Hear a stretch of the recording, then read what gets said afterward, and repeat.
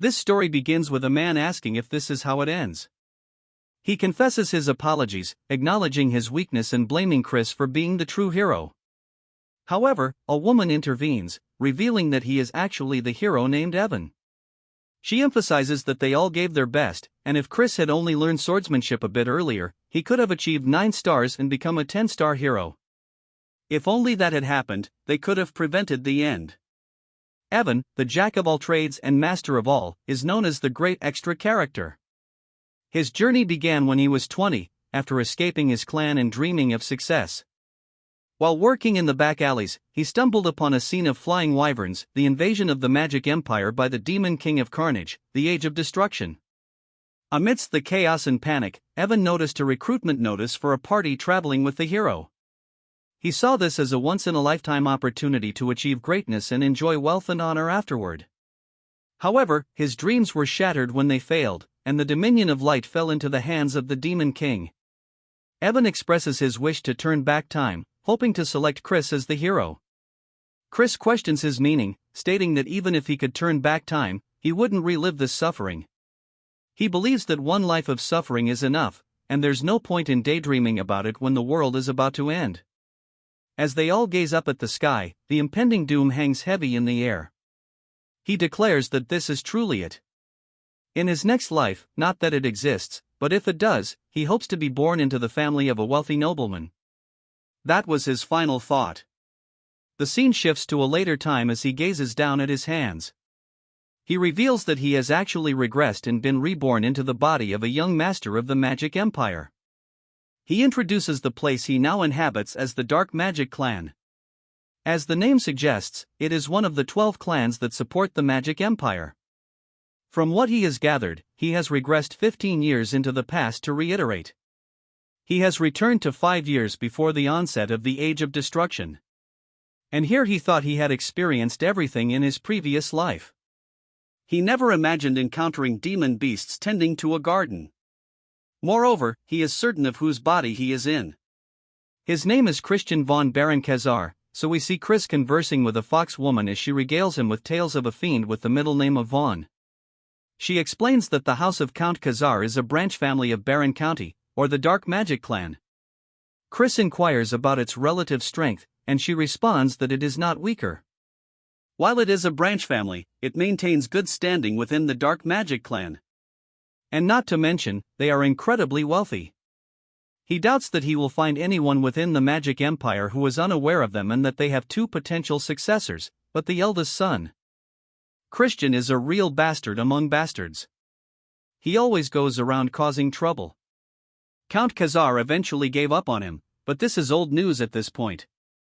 Though Chris asked why and if he straightened up or something, and she says no, he actually ended up getting murdered by his relatives. Back to reality, Chris is sweating bullets. Then he says that he just wanted to become the son of a regular old rich family and wonders why he just had to regress here, why he had to be this person of all people since he is destined for death. And he starts wondering what he did so wrong, telling himself to think he awoke in this body with a coin incidentally similar in name to his. It's only been 3 days, and that he's going to die in 2 years from now. The fact that he was eliminated within the house of Count Khazar, a family that places great importance on honor, it probably means that he was an absolute trash human being. And if he just stays nice and quiet, he might be able to avoid his death. But he says that since he's woken up as a rich kid, he should just take care of himself and enjoy the wealth and honor. But he hits himself with a reality check, hitting his forehead, saying there's no way that'll happen.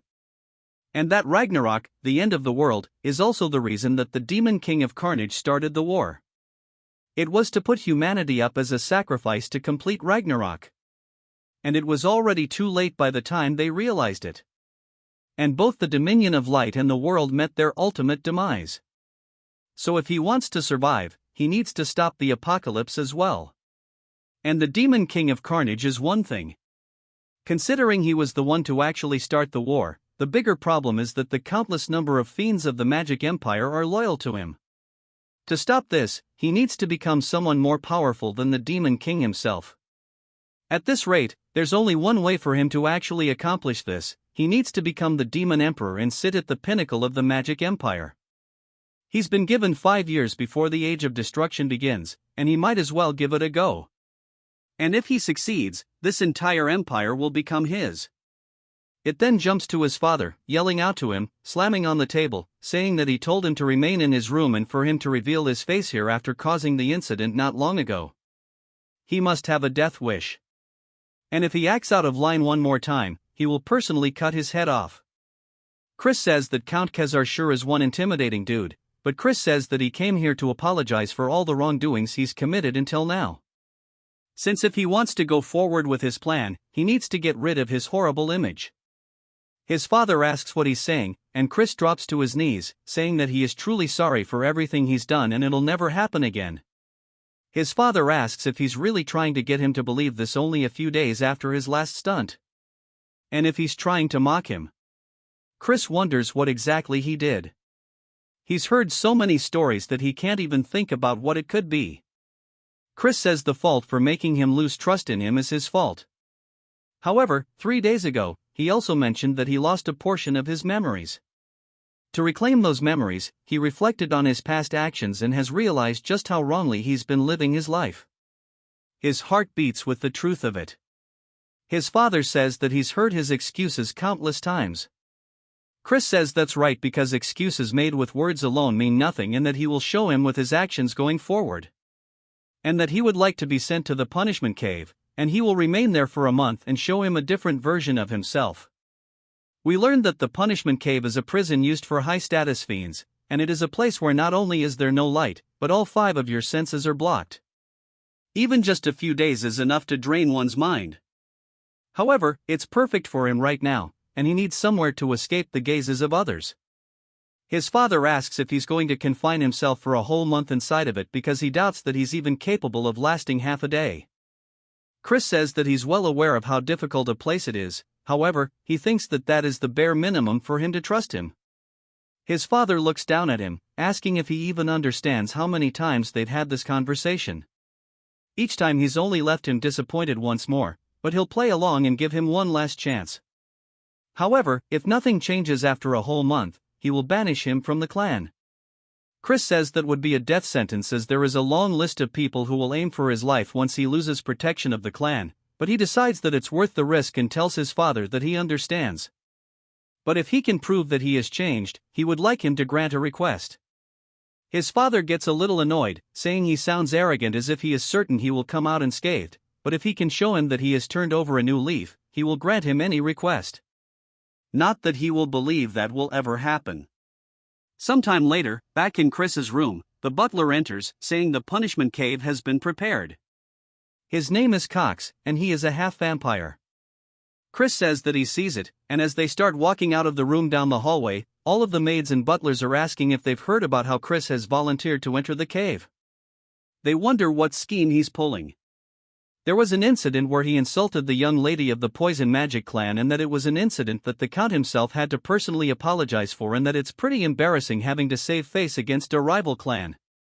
They wonder when he's ever going to mature, but they still have their doubts, he ever will. They start debating on how long he'll last in the cave, and one of them says 2 days is definitely the max. But Chris smiles as he walks down the hallway, and we see what I assume is his younger brother also eavesdropping. It then jumps to the punishment cave, and Cox tells him that they have arrived.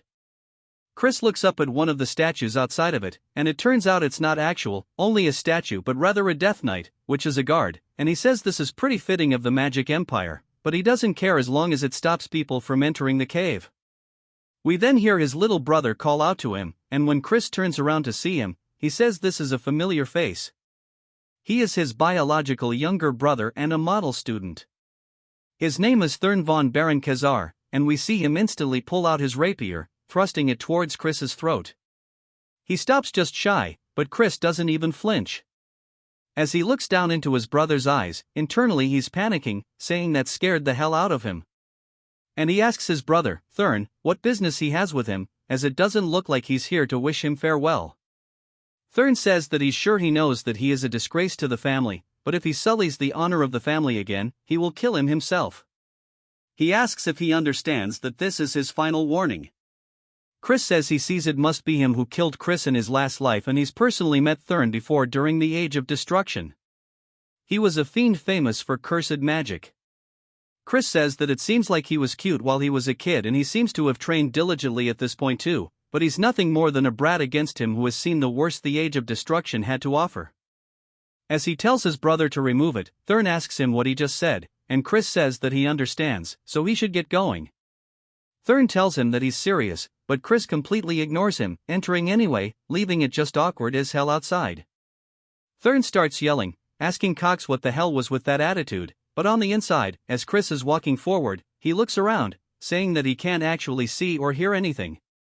There's only the faintest sensation remaining around his fingertips, and he bets that is on purpose so that prisoners can feel the objects they bring in or else they might starve to death. An ordinary person would quickly feel mentally drained. In such a place, however, that's irrelevant to him as he's experienced worse during his time as a treasure hunter, and blocking off the five senses is something he's wanted since it will let him see further into himself. Without it, he can't overhaul this broken body. Of course, it also requires a lot of time and luck, but with the medical skills he's suffered to master as the divine doctor and the bone compression art he modified from the circus and finally the magic stones of different properties, it is certainly doable. He honestly thought he wouldn't be able to get a hold of magic stones since they are expensive, but he guesses this is the niceties of an elite clan that heeded his request, even though he's a good-for-nothing yet. In his previous life, he and Evan struggled to obtain them as they had to slave away in the mines. The start will be with the white magic stone, which will purify the toxins. It is a boring but essential stage. It requires him to tediously clean away any toxin buildup across his body with white mana. Even the smallest mistake would cause great pain across his whole body. As he starts doing exactly that, he feels a tingling sensation, which I would assume is like pins and needles when you're sitting on the turd for too long. And he looks up, smiling, saying that this is a cakewalk to him. Sometime later, we see Cox reporting to Chris's father. When his father asks how Chris is doing, Cox says that he entered the cave and he's worried that it'll break him so bad that he won't be able to even call for help. His father wonders if maybe sending him there was a mistake. He had such a promising future as a child, and he wonders how he broke apart so easily if his gift made him too arrogant. Whatever the reason, he'd rather he be fully ruined or died than live such a wretched life. And he's full of conflicting emotions, such as anger and sadness. Even though Chris's words seemed very reasonable, he doesn't think he should have expectations. He's already tricked him too many times. He asks Cox if he saw anything strange when Cox enters. Cox says there was an incident, and his father tells him to report everything in detail. Cox says in truth the young master took magic stones into the cave with him, including a dream stone that makes one hallucinate, and so they don't know the side effects, so they have to immediately open the cave. We see his father's fist shaking out of frustration, but he tells Cox that they can't, and if that's the case, then just leave him to die. It then jumps to a whole month later as he's standing before the punishment cave. Chris's father says he must be a wreck by now. As the door slowly opens, his father is completely taken aback by the shine he is seeing, and Chris says he's been waiting for him to finally show up. He asks his father if he's surprised, and he told him that he promised that he would return as a changed man. His father starts to tear up, saying those are eyes he hasn't shown him since his childhood, and his father says this means he's actually endured it. Chris laughs, asking if that's a compliment, and his father tells him not to get on his high horse from something that's minor, as he doesn't trust him still. Chris says that just means he has to work harder, and he must think that he barely endured the cave, but that's not the case. Chris was so busy training that he had no time to be bored. Firstly, he made himself the optimal body so he could master swordplay, and thanks to the white monostone, each and every cell in his body was basically bursting with life. Furthermore, the Dreamstone was a game changer. Cox asks if he was really going to take that into the punishment chamber, and Chris says that he's glad he was stubborn about it. Thanks to the hallucinations he drastically reduced. At the time it took for his metamorphosis, and on top of that, he created 2 cores. He shows that he's actually a genius as he uses a 1-star spell called Light, and he used his darkness core to hide his light core. The fiends would make a giant fuss if they discovered it, which is why his father doesn't actually think it's that impressive. Things in there would have been great, but of course, that is not all. As he sensed something, one of the stones flew up towards him. When he got a closer look at it, he says that the Dreamstone is just a mess and that someone was hoping to get him high off of it and break him down. But he willingly accepted it and took it head on. He used it as a sacrifice for his leap forward. He tells his father that since he kept his promise, he wants to make a request. His father tells him to speak, and Chris says that he wants to use the Black Swamp Knight's training ground. But his father says it is not good for nothing, like Chris has no place to be there as they are one of the 3 orders of knights supporting the Dark Magic clan. He must know that only the most elite knights may display their skills there. Chris says he's only asking to borrow the training ground and he believes watching the bravery of the Black Swamp Knights would be a good influence on him as he doesn't plan to actually join their order. His father thinks about it for a second before telling him okay, but to heed his warning, and he should not behave disgracefully before the night. Chris says there's also one other thing he wanted to request, which surprises his father. It then jumps to the training ground, and all of the trainees are glancing over, seeing Chris dripped out. They start blatantly bad-mouthing him, and Chris says it must be because they are in the Magic Empire where strength is more important than status. But there's one reason he came here specifically. We learned that his other request was about going to the library, and his father says he needed to get the Deputy Commander Melon's letter of recommendation. It's where a lot of House of Count Khazar's dark magic grimoires are stored. In order to learn dark magic, you must gain access. Chris says he understands and asks why he had a condition when he's still a member of the clan. His father tells him that he must have forgotten how he tried to sell the advanced grimoires on the black market. Chris wonders just what kind of life he lived before he took over it and that he truly is a worthless piece of, but Chris says that the most important priority right now is getting the deputy commander's recognition. He then looks up to spot Thurn and a lot of trainees surrounding him.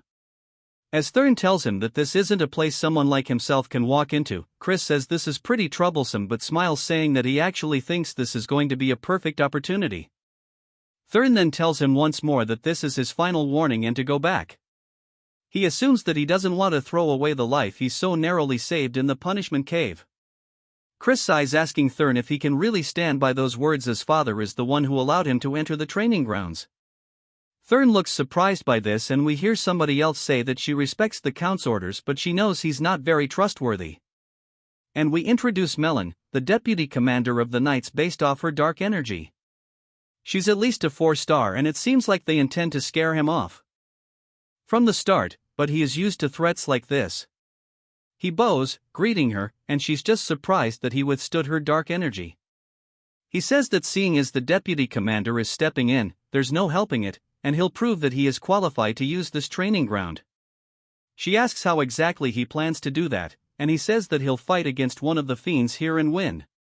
She tells him that his jokes have gone too far, but he says that he's not saying it as a joke. Instead, he would like to request that she refrains from using dark energy since surely she knows due to his debauched lifestyle his capacity for dark energy is far from what it might have been, and he'd prefer an unarmed duel if possible. Melon thinks to herself that even if it's just for a duel, they can't have the heir getting hurt, and this is pretty troublesome. She asks if he really thinks he'll stand a chance in an unarmed duel. Chris says that they'll have to see about it, and he wonders who he should pick as his opponent. He then snaps his fingers and says that they will probably make do. Then starts to get pissed by this, and Melon says that he should find a more suitable opponent as theirs level is a 2-star. Chris explains that a 2-star is a level no ordinary 13-year-old can reach if you don't possess the raw talent for it. It doesn't matter if you're 13 or 23, you won't even scratch the surface of the level of power.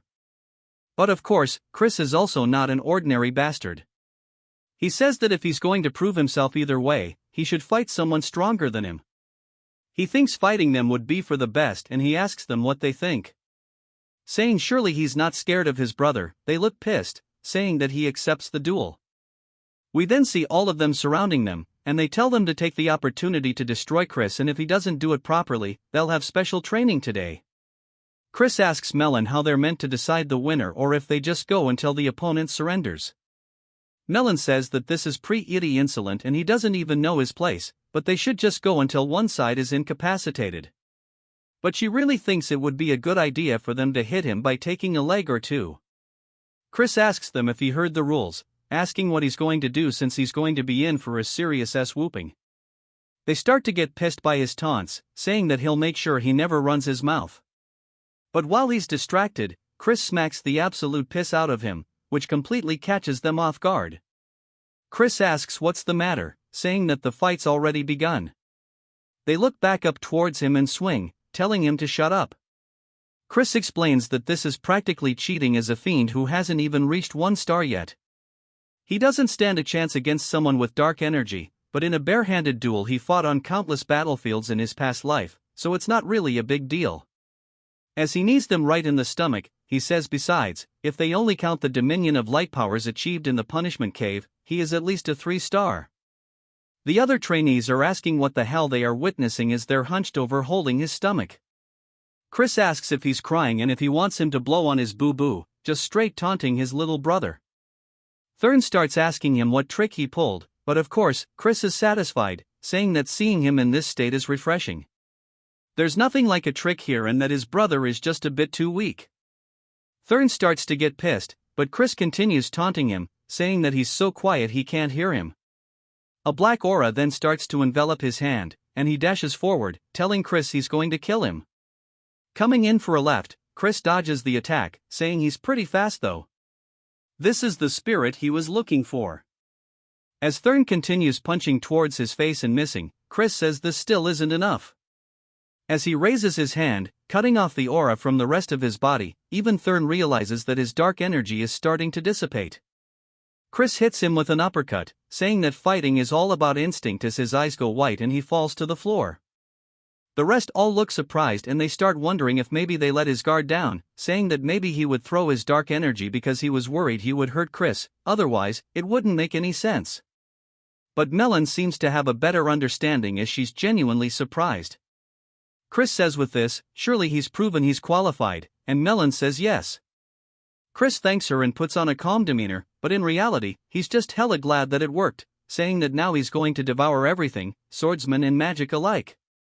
It then jumps back to the house, and Chris explains that he has reached 1 star in dark magic since he's still not fully accustomed to handling dark energy, and there was a lot of residue left over by Christian. It took longer than he expected. As for wielding the power of light at the same time, he'll need to raise his level further for that to be possible. He rings the little bell only for a woman to slowly appear in his room, asking if he called for her. We are introduced to Mary. His sign maid, he says he can't believe they are using a high-level evil spirit, a banshee, as a maid. And admittedly, though, it was due to Christian's constant troublemaking that they couldn't. He says he'll definitely replace her, lady, and he tells her to just give him some juice as he'll drink it and then leave to train. She asks if she should prepare it with human blood, but he tells her just to make it with strawberries. She tells him that blood juice tastes super good though, and he tells her that he wants strawberries. She continues, and they have a little bit of banter back and forth sometime later. As Chris is heading out somewhere, we hear Cox yelling out to him, asking if he's going to train even though it's so early. And then he worries he is just pushing himself too much.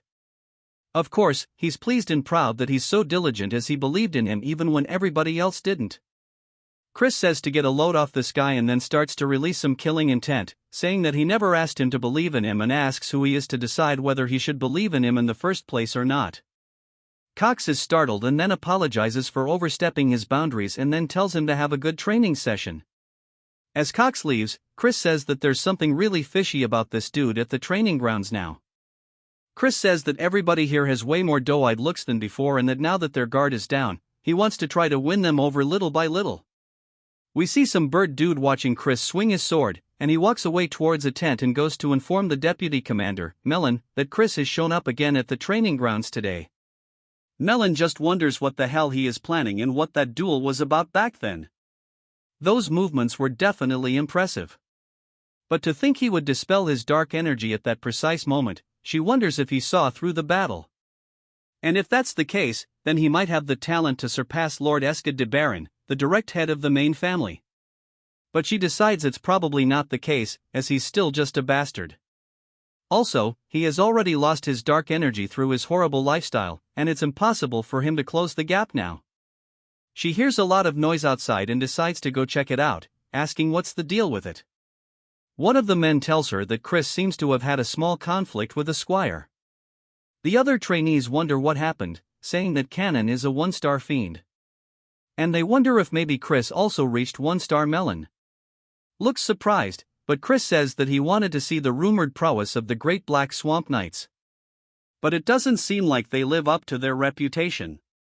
Asking if there's anybody else who wants to stand up, she says surely they're not a cowardly order of knights.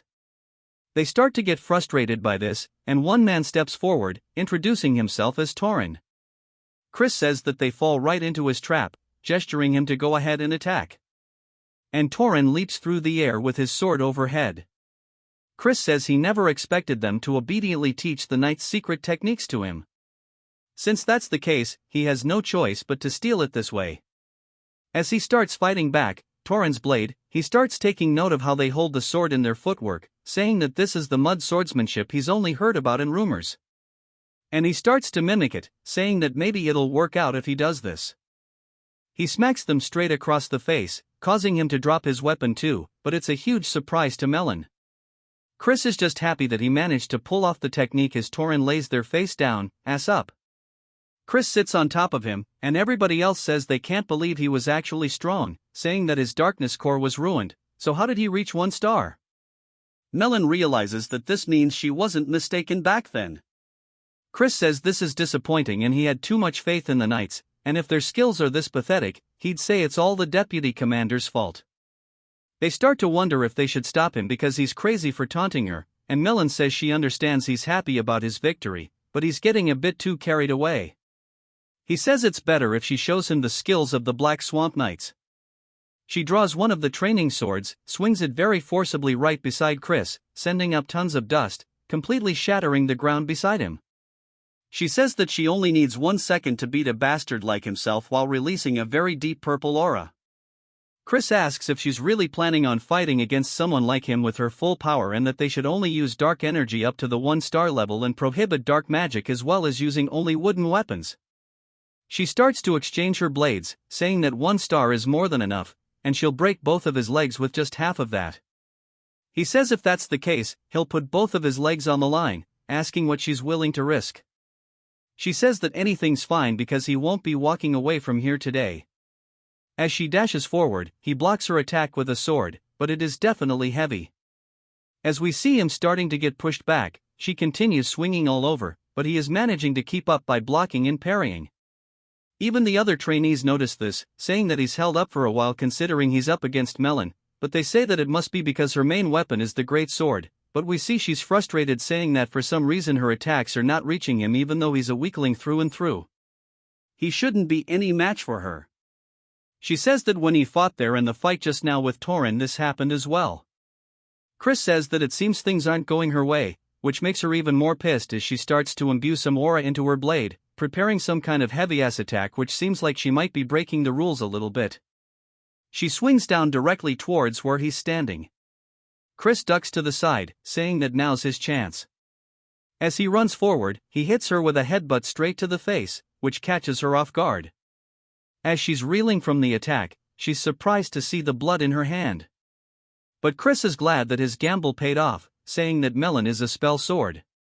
So as long as her dark magic is bound, the moment her defense slips, she wouldn't be able to block the opening with physical power alone. So if she was a feint who focused on the sword, that might not have worked. She looks at the blood still in disbelief, then begins to laugh hella loudly. She says that she never ever would have imagined a headbutt, and it seems like she's looked down on him too much. She'll focus from now on. Chris starts pointing to her neck though, saying that the fight's already over as he scratched her with his nail during the headbutt. And if he had laced his nails with poison, surely she would have known what would have happened to her. She says that she accepts the defeat so to tell her what he desires, but in return, she wants the opportunity to fight him once more. He says if she wants a rematch, he'll have to grant a second request too. She says she'll do anything, and he walks close, saying that if that's the case, once he's right into her face, he asks if she would kneel before him. She's surprised by this and says that surely he understands that is an impossible condition to meet. Her loyalty lies with the main family of the dark magic clan house, Baron. He says, of course, he knows that she is here on an excursion from the main family. However, all of this itself would be resolved if he were to become the young lord of the clan. She's surprised by this and tells him that's utter nonsense, as the 5 young lords whose succession rights have been recognized are all from the direct descendants of the main family. He says there's no rule that says a branch family member can't become a young lord. But about her second duel request, asking if she would like to do it a month from now, he says about the next time they won't limit themselves. She says that he'll have no chance of defeating her. He says that who knows, as few things are truly impossible in this world. She sits there just staring at him, still with blood on her face. He bows, saying that he'll see her in a month, and on that day, he'll make her realize who her loyalty should truly lie with. It then jumps to him handing his letter of recommendation to his father, saying that the fiend's fundamentals are lackluster and they'll need to focus more on their training. We then get a flashback to Melon talking to his father, saying that Chris is a genius. Even with his low star rank, he easily defeated the ones with solid foundations and even herself. He asks if she's serious, and she says yes. It was a rare fight for her, one she could enjoy. His father is still having issues trusting his son, but his work is paying off. Chris asks if there's something on his face, but his father says it's nothing. But as promised, he'll grant him the key to the library. As Chris leaves, he says this was all he wanted, and he obtained the library key and even changed Melon's mind, and that Melon is a fiend from the main family of the Dark Magic clan. During the Age of Destruction, she was active as a 6-star high fiend. So if he wants to take control of the entire Dark Magic clan, he needs to make her one of his people. Of course, he hasn't completely won her over, but 1 month will be enough because he's a genius. And speaking of Count Khazar, the look his father had earlier was definitely one of pride's for his son, but he supposes that makes sense because even fiends have familial attachments, and maybe he'll even turn out to be a better father than the one he had in his previous life. He finally embraces Count Khazar as his father, saying that he won't disappoint him. As he heads into the library, he says that there's blood magic summoning studies, curse studies, and they're all things that are forbidden in the Dominion of Light. He picks out one of the books, and as he moves it backwards, he sees Mary smiling at him, which causes the dude to die of a heart attack on the spot. He asks why the hell she's here, and she laughs, saying why else, as she was once the librarian at this place after all. She causes all the books to start floating around, then says that maybe he came here knowing this and want to monopolize her all to himself. He tells her to shut up, and she says that he's making her heart go crazy with such direct language. They continue their banter a little later. Mary tells Chris that the grimoire he has chosen contains a 4-star dark magic called Binding Seal, and as he is now, he won't comprehend it. Chris closes the book but tells her it's fine because he's a genius. She clearly doesn't think that's the case but pretends by saying that not only is he handsome but he's also a genius, and that's truly super. But he can tell that she's forcing it and tells her to stop doing it. She asks if there's a reason he specifically chose the book, and he says of course, as he needs to catch a rat. A little while later, as he's training with everybody else, he explains that the first potential rat is then no one in this house despises him more for being a good-for-nothing, and the second potential is Cox. Even though he's not a descendant of the clan, he has free access to the punishment cave, and fiends prioritize power over social status. Yet he circles around Chris, sucking up to him. It could also be a third party he is not yet aware of. Whatever the case, they want to see him in ruins, seeing how. They provided him with a dreamstone in the punishment cave. He wonders if maybe he should act like the bastard they want him to be. And then whoever looks happy with him acting out would likely be the culprit. He screams, saying that this training is way too hard. And he leaves, telling them to have fun. And he quits. The other trainees wonder what's wrong with him. And then we see him breaking a plate at dinner. And his father yells at him. But Chris says the servant should have given him proper food to begin with, and he tells her to not just stand there and remake his food. His father seems disappointed, saying that he's a fool for thinking he's matured, and walks out of the room. Chris says he feels bad, but it's for the good of the family, so he hopes he understands. He worked hard to spread rumors that he'd return to being a bastard. He bullied maids while they were cleaning and wasted money like it was water. We see a wine glass being poured, and Chris asks Mary why she won't let him drink the wine. She tells him that he's doing it right now, though he says he can tell it was non-alcoholic. She says that since he's underage, he can't be drinking, and he asks why that matters since he's still good for nothing. She asks if he's decided to be a bastard again, saying that's fine. Even so, because she'll stay forever by his side, he says it's like he told her he's just trying to catch a rat. As we see a spell forming in front of him, she's surprised to see he already met and mastered the binding seal. He does his best to play it off, saying that he told her he's a genius and he modified it to be usable even at a lower star level. He hasn't been just goofing off, he's been working hard at mastering various spells. She wonders if maybe he's truly a genius. Then, she slams the door open. Chris says he needs to act drunk quickly, asking her what he's doing here. Then, she asks if this is the best he can do, as he thought he had truly changed for the better. Chris can tell he's angry, and he decides to cross him off as a suspect. He smiles and tells her that he thinks there's a rat hidden in the house. Then, she asks what he's talking about, and Chris says someone wishes to see his downfall and he intends on dancing to their tune for a while. Then, she asks if he's really saying it's all an act, and Chris says yes, even the wine is fake. As she smells it, she can tell it's not alcoholic. Asking who the rat is, Chris tells him that it's hard to say right now, but they should take the bait anyway. Now, as he throws the wine bottle to the ground, one of the butlers runs in, asking if something's wrong. Chris says this isn't the wine he asked for and to bring him another one. The butler tells him that Cox is currently preoccupied, and Chris says that he guesses he needs to pay him a visit. While still acting drunk, then says he's playing this role too well. And then it jumps to Chris slamming a bottle right in front of Cox's face. Cox asks what brings him here, and Chris pours the bottle over his head, saying this is not the wine he asked for. Wondering if he's looking down on him, Cox says, of course not. Asking if he wants him to go get someone to fetch a proper one immediately, Chris says no, telling Cox to go grab it himself. Cox, clearly frustrated, says that he's in the middle of something. Chris asks if he's going to work like this, saying that he needs to go change anyways. So to get going, Cox then begins to shake visibly and says he'll be back soon and walks out of the room. Chris says that he needs to commend his patience in withstanding such humiliation, but that hostility was very clear. Chris starts looking over all the paperwork Cox has been working on, and he looks surprised but then smiles, saying that this is it. He figured that if Cox was the rat, he would be doing some funny business with the finances, but this isn't enough as he needs a real smoking gun. As Cox comes back, he says he has the wine for him, and Chris thanks him, asking if he's not mad at him.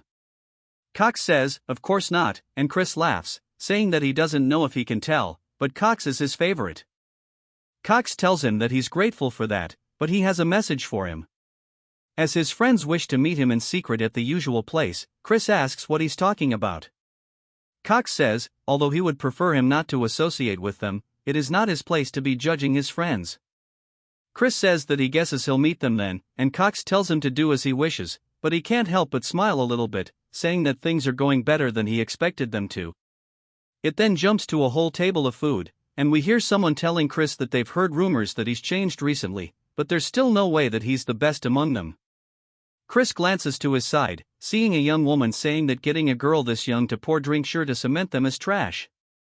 Turd tells him to have a drink, and as Chris raises it to his mouth, he senses something and throws it, hitting Turd straight in the face, which causes him to panic and cough. He asks Chris what he thinks he's doing. Chris says he knows he tainted the alcohol from the way he reacted. It looked like he knew there was something in it. Chris then raises his hand, starting to form a magic spell, and puts it straight to the girl's forehead. As it begins to glow, she slumps over unconscious. His friends ask if he really knows how to use dark magic. Chris says he doesn't think now is the time for them to be surprised by that. He grabs Turd and Pomodore by their heads, slamming them straight into the table, but not just once. He does it over and over. Turd asks why he's doing this, trying to calm him down. Chris says if he still doesn't know what he did wrong after getting hit like that, they can die here and now. As he pulls out a knife, a little later, we see them tied up, and Pomodore has even pissed his pants, begging that he be spared, as they were only ordered to feed him the drug and frame him after they killed the girl. Turd says they were threatened with the drugs they were dealing in secret, so they had no choice. Chris asks who was the one who ordered. Pomodore is hesitant to answer Chris, then moves the knife closer to the man's crotch, asking if he wants to have it cut off. They immediately say it's Cox and they'll do anything to spare their life. Chris asks if they really mean that, and they both say they swear on it. Chris says he can't hear them. They yell it even louder. He says that he'll take their word for that as he begins to cast another magic spell.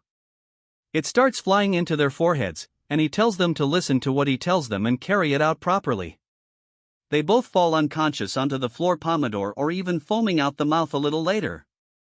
Cox runs into Chris's father's office, saying there's a problem.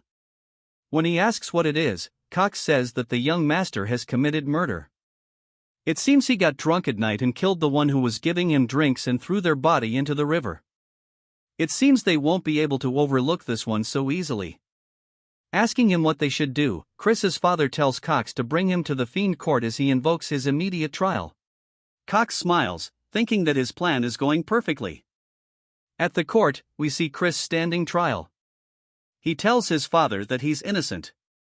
His father asks if he really plans to lie as there are witnesses.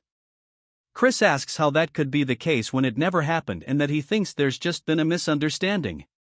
As the young woman enters the room, he says that this is the dead servant herself, Turd and Patter.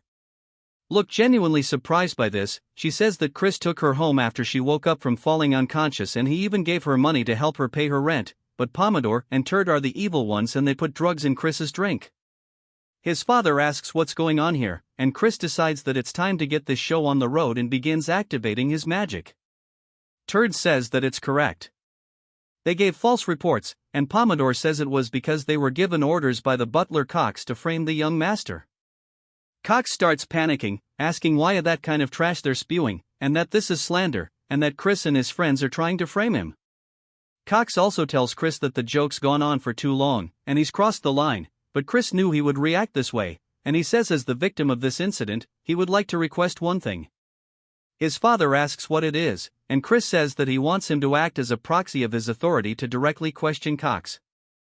His father looks a little confused but decides to go along with it, saying that he'll leave it to him to head the defendant's stand, but to know the moment he acts in a way that is inappropriate, his authority shall be revoked immediately.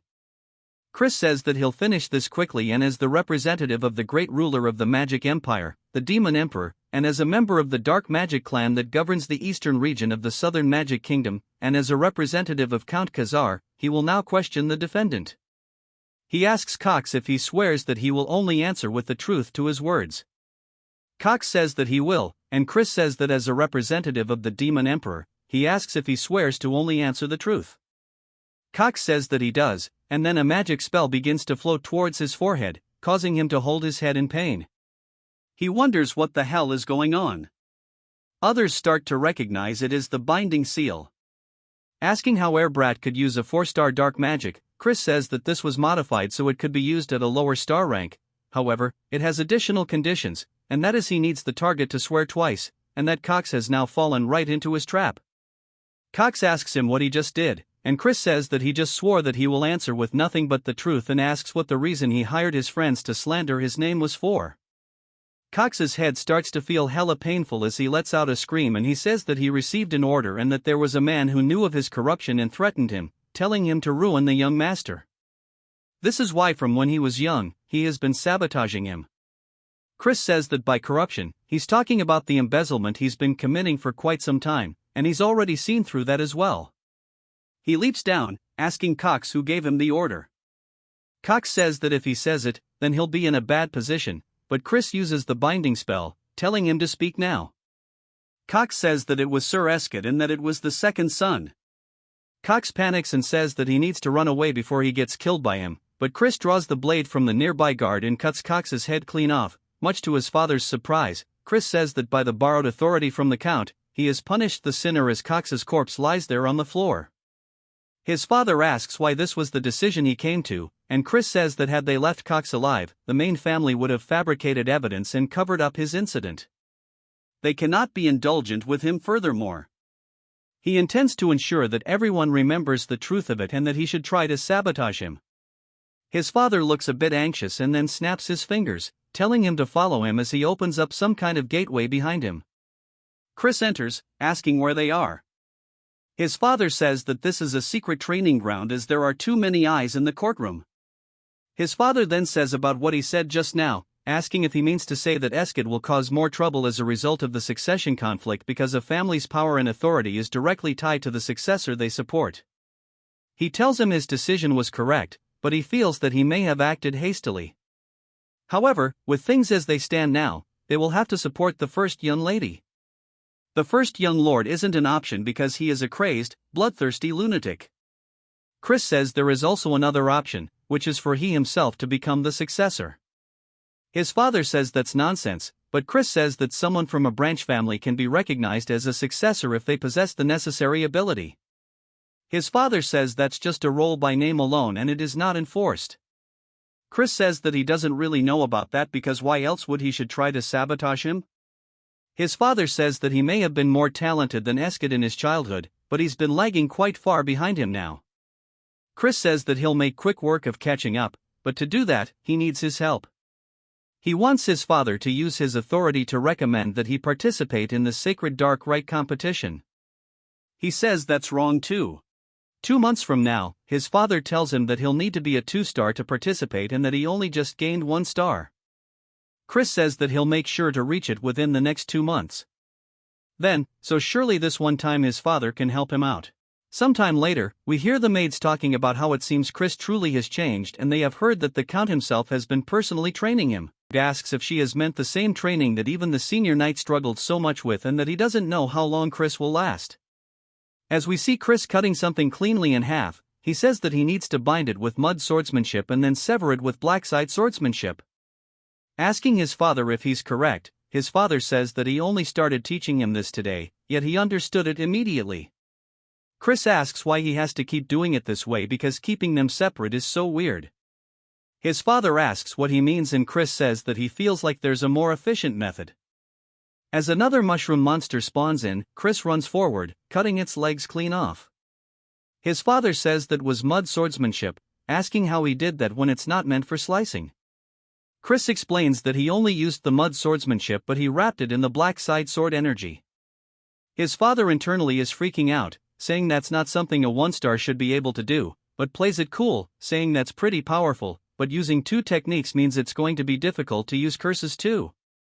Chris shows that he can still do it anyways and says that it's still pretty easy and it's not really an inconvenience at all. His father then freaks out externally this time too. It jumps to 2 whole weeks later as Chris is lying on the ground. He says that running is so hard and it's not like he can half-ask this since stamina is key to increasing his power stage. We then hear Melon asking if he's already exhausted as the duel isn't far off and she's eagerly waiting for the promised day to arrive, he says. She always has such an intense presence, and that he's doing his best to meet her expectations.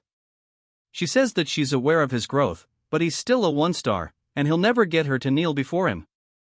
He says that he's sure it would happen and he's sure he'll learn something through the duel, so it won't be for nothing if it doesn't.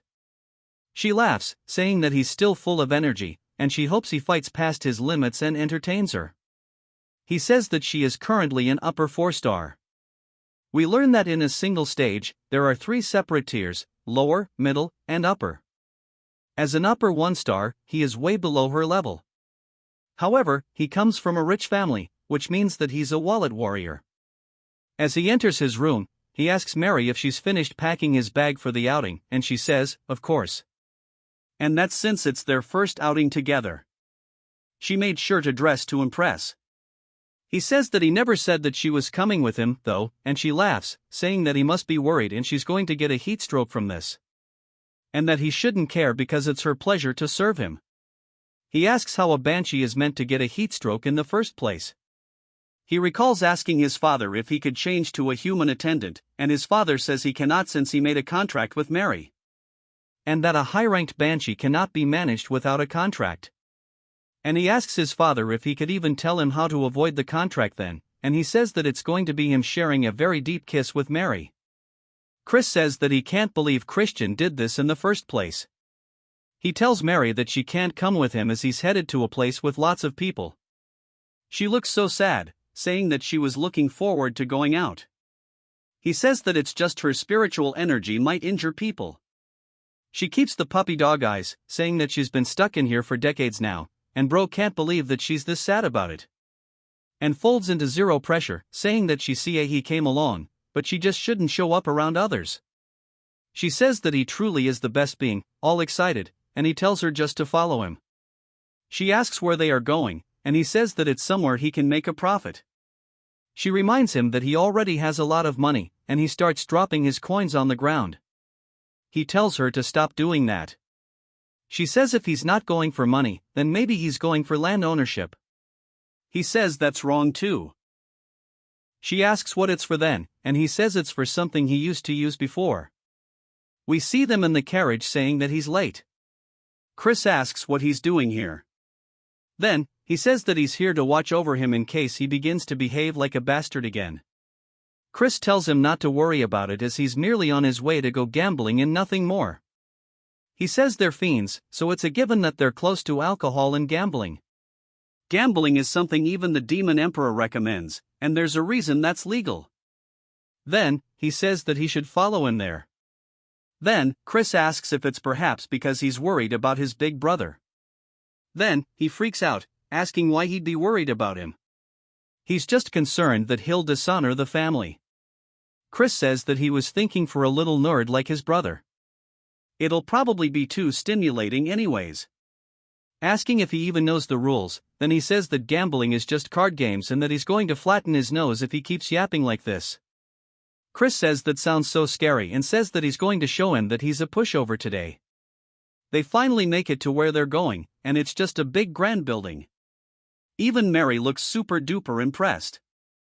Then, he says that he didn't know a building could look like this. Mary says that her heart is starting to flutter. Chris tells them to stop acting like country bumpkins and to put this on as he hands a mask to Thurn. He tells Mary that she needs to hide so people can't see her. He also wants to whisper something to her. He starts doing so as she listens, and she says that she'll go do as she's ordered and disappears. Then, he asks where he sent her. Chris says that he shouldn't worry about it and they should go in already. As they enter the area, people start to look over towards them as they walk by their tables. Some of the gamblers say they can't believe people so young would enter the lion's den on their own. Chris says that he wants to make a bet with Thurn on who wins. He'll make more money in an hour, and if he wins, he'll call him older brother for a month. Then he asks if he's serious, and Chris says yes, but if he loses, he'll have to call him the Honorable King Emperor Majesty brother. Then he can't believe he said that with a straight face, and Chris says that there's no need to do it if he's scared and offers him some money. Then instantly snatches it, saying that there's no way he'd be scared about this and that he's going to be going first and show him how easy this is. Sometime later at a table, a man is saying that it's Chris's victory and for being young, he plays quite well. He's sure that he's going to earn a lot. Chris says that when you're first starting out, they let you win a reasonable amount by instigating the overconfident player. They aim for the moment their prey bet's too big, and he knows exactly how these common works. Of course, we know there isn't so familiar, so he falls for it. Chris says that he's already caught in their trap and he tells him that he should just go back home and sleep. Then he says that he's definitely losing money too, and Chris tells him that he's only lost 500. Then he says that he only lost about 1,000, and everybody starts laughing at the completely justified crash out. Chris says that it looks like everybody here has marked them as a loser, and he's sure conmen will try reeling him in soon enough. Then he asks if he's going to continue. Then he says he will and throws the money out of Chris's hands. Chris says that he's the one who tried to stop him, but he wants him to lose tons and become the perfect bait as that's the plan to begin with sometime later. As then sitting at his table looking at his cards, we see people cheating as they actively see what's in his hand, and Chris spots them. They tell him saying that this is perfect. Mary then appears behind Chris saying that she found the people he mentioned. He says that she did a good job while he's freaking out. He's low-key rising up. Mary a little later they arrive and Mary says this is the place. Chris tells her to open the door, and she does so. As they enter the room, the people start freaking out, asking who he is. Chris takes off his mask, saying surely everyone knows of him. They ask what business he has here, and he tells them to call their master over. A man then starts being a kiss-ass, asking Chris if he really came to visit. And we are introduced to Grant, the master of the Glee Merchant Guild. And while he may be known for his talent as a merchant, there's just a little bit more to him as he's actually the owner of the casino too. Chris says that he wants to have a conversation in private, and Grant asks what it could be about. Chris says that he conned his younger brother, whom he cares deeply about, and yet dares ask him what he's here for. Grant says there's no way asking if that sucker in the tiger mask is his brother. Chris says he's corrected as Count Khazar heir. Then Grant says that he assures him that all he does is run the casino, and the others do have no relation to him. Mary then gives him some absolute nightmare fuel. She immediately apologizes, saying that had he known he was the son of the Count, he never would have done it. And a please show mercy. Chris says surely these aren't empty words. Grant says of course not. He shall compensate him, asking how much he wants. Chris says he wants 1,000,000 rupees, which surprises Grant because there's no way they have that much money on hand to do it. Chris says that 200,000 would be enough, and Grant asks if that's really all it'll take. Chris says there's something else he'll also need to give him too, and Grant asks what it is. A little later, we see him looking at brand new equipment, and Mary says that she didn't think he would use the 200,000 rupees to purchase gear, and that truly is a super scheme. Mary says that the sword that he got is a bit strange, and we learn that it's called Grenade, and she knows that's the holy sword that a past hero obtained by offering up his soul. And she heard that many fiends want it because it's something that the hero used after his fall, but now it's all rusty. Chris tells her that it's okay because it's part of the plan and hands her a necklace, telling her to take it. He saw her staring at it before and to just treat it as a gift. She looks so surprised, and he says that it seemed like she would never be able to put her regrets to rest if she didn't get it, so he's giving it to her so that she can move and find peace quickly, telling her not to misunderstand. She says, before she died and even after she did, this was her first time receiving a gift, and she thanks him. Before he gets caught up in the feels, he tells her they should hurry home. She gives him such an absolutely warm smile that she says that she shall put her whole heart into it as thanks, and from now on she shall make it for him, and that from now on she shall make him blood juice that's even tastier than before. As they walk home, he says that he doesn't want to drink something like that, and they continue bantering. She says that surely he knew that the strawberry juice he's been drinking all this time was blood, and he tells her to stop joking. Chris then says to wait a moment because he feels like he's forgetting something. Of course, he's talking about the ring that he left at the casino. It then jumps to the next day as we hear them yelling out to Chris. Chris wakes up wondering what's going on, and then asks why he abandoned him. Chris thought he forgot something the other day, and then tells him that he was nearly sold off as a debt slave because of him and that he was lucky someone recognized him. Chris apologizes but says that it was probably Grant who helped him out, though he's addressing him all wrong since he lost the bet. He needs to keep his end of the promise and to go ahead and say the words. Thurn looks mortified and squeezes the hell out of the pillow but slowly starts to say the word esteemed over and over. Chris says that he doesn't know what he's trying to say, and then yells it while ripping the pillow open, calling him the esteemed King Emperor Majesty, brother. Chris says this is good and that he should be sure to respect him and strive to do well for himself as well. Thursday says that he'll have his revenge one day and to prepare himself, and Chris says that he can't believe such an adorable kid will grow up to kill his older brother, and it's probably all because of him. He's talking about Eskid, the son of Langdom, the acting clan head of the Dark Magic clan and the rank 1 young lord. He does not feel much about him since he's not the real Christian, but if he wants to become the young lord, he can't avoid a confrontation with him and that he'll repay this grudge personally. But if he wants to do that, he needs to get Melon on his side, and he looks down at the holy sword that he has as he's kneeling down with it. On the floor, he explains that at one point, countless fiends attempted to wield it, and the reason this holy sword is treated as just an antique is that no one has been able to do so. Then he's sure that it might react differently to him. As he grabs onto his chains, it starts to release a very holy energy that zaps his hand away. Chris looks down at his hand, saying that this is to be expected since it's an artifact created to use the holy power of light. But in the end, it's still just a weapon, and he'll be able to use it if he can just analyze the mechanism that's making it reject the dark energy. As he starts hammering away at it over and over, it begins zapping the hammer with every strike, slowly shattering it upon contact. After a bit, Chris asks Grenade if it hurts and pulls out the hammer after hammer, telling it to submit already because he's going to hit it all night. I feel bad for the poor sword. A few days later, at the secret training grounds, we see his father asking if he's done his preparations. Chris says he has, and we see a woman in front of him. He asks who she is, but he says that he thinks he's seen her somewhere before. He then realizes who it is and greets the KN commander of the Black Shadow Knights. She says it's been a while, and we learn that this is his aunt, named Marion. She is the daughter of the Elder Clan head, the master of the Dark Magic Clan, and the older sister of his father and Count Langam. She protects the Elder Clan head and is in charge of secret missions and surveillance within the clan. She is the elite among the elites, and he wonders why she's here in the first place.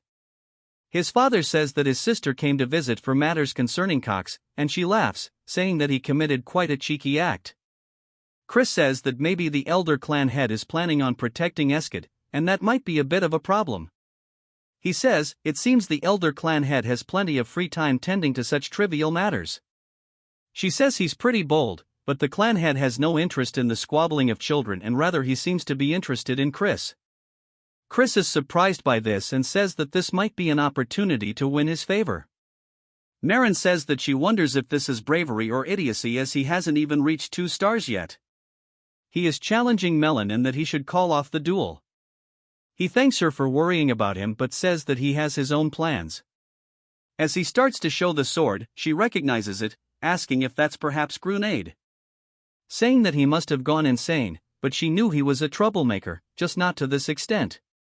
We finally learn that his father's first name is Raiden, and she says that he went on and on about how Chris has changed for the better.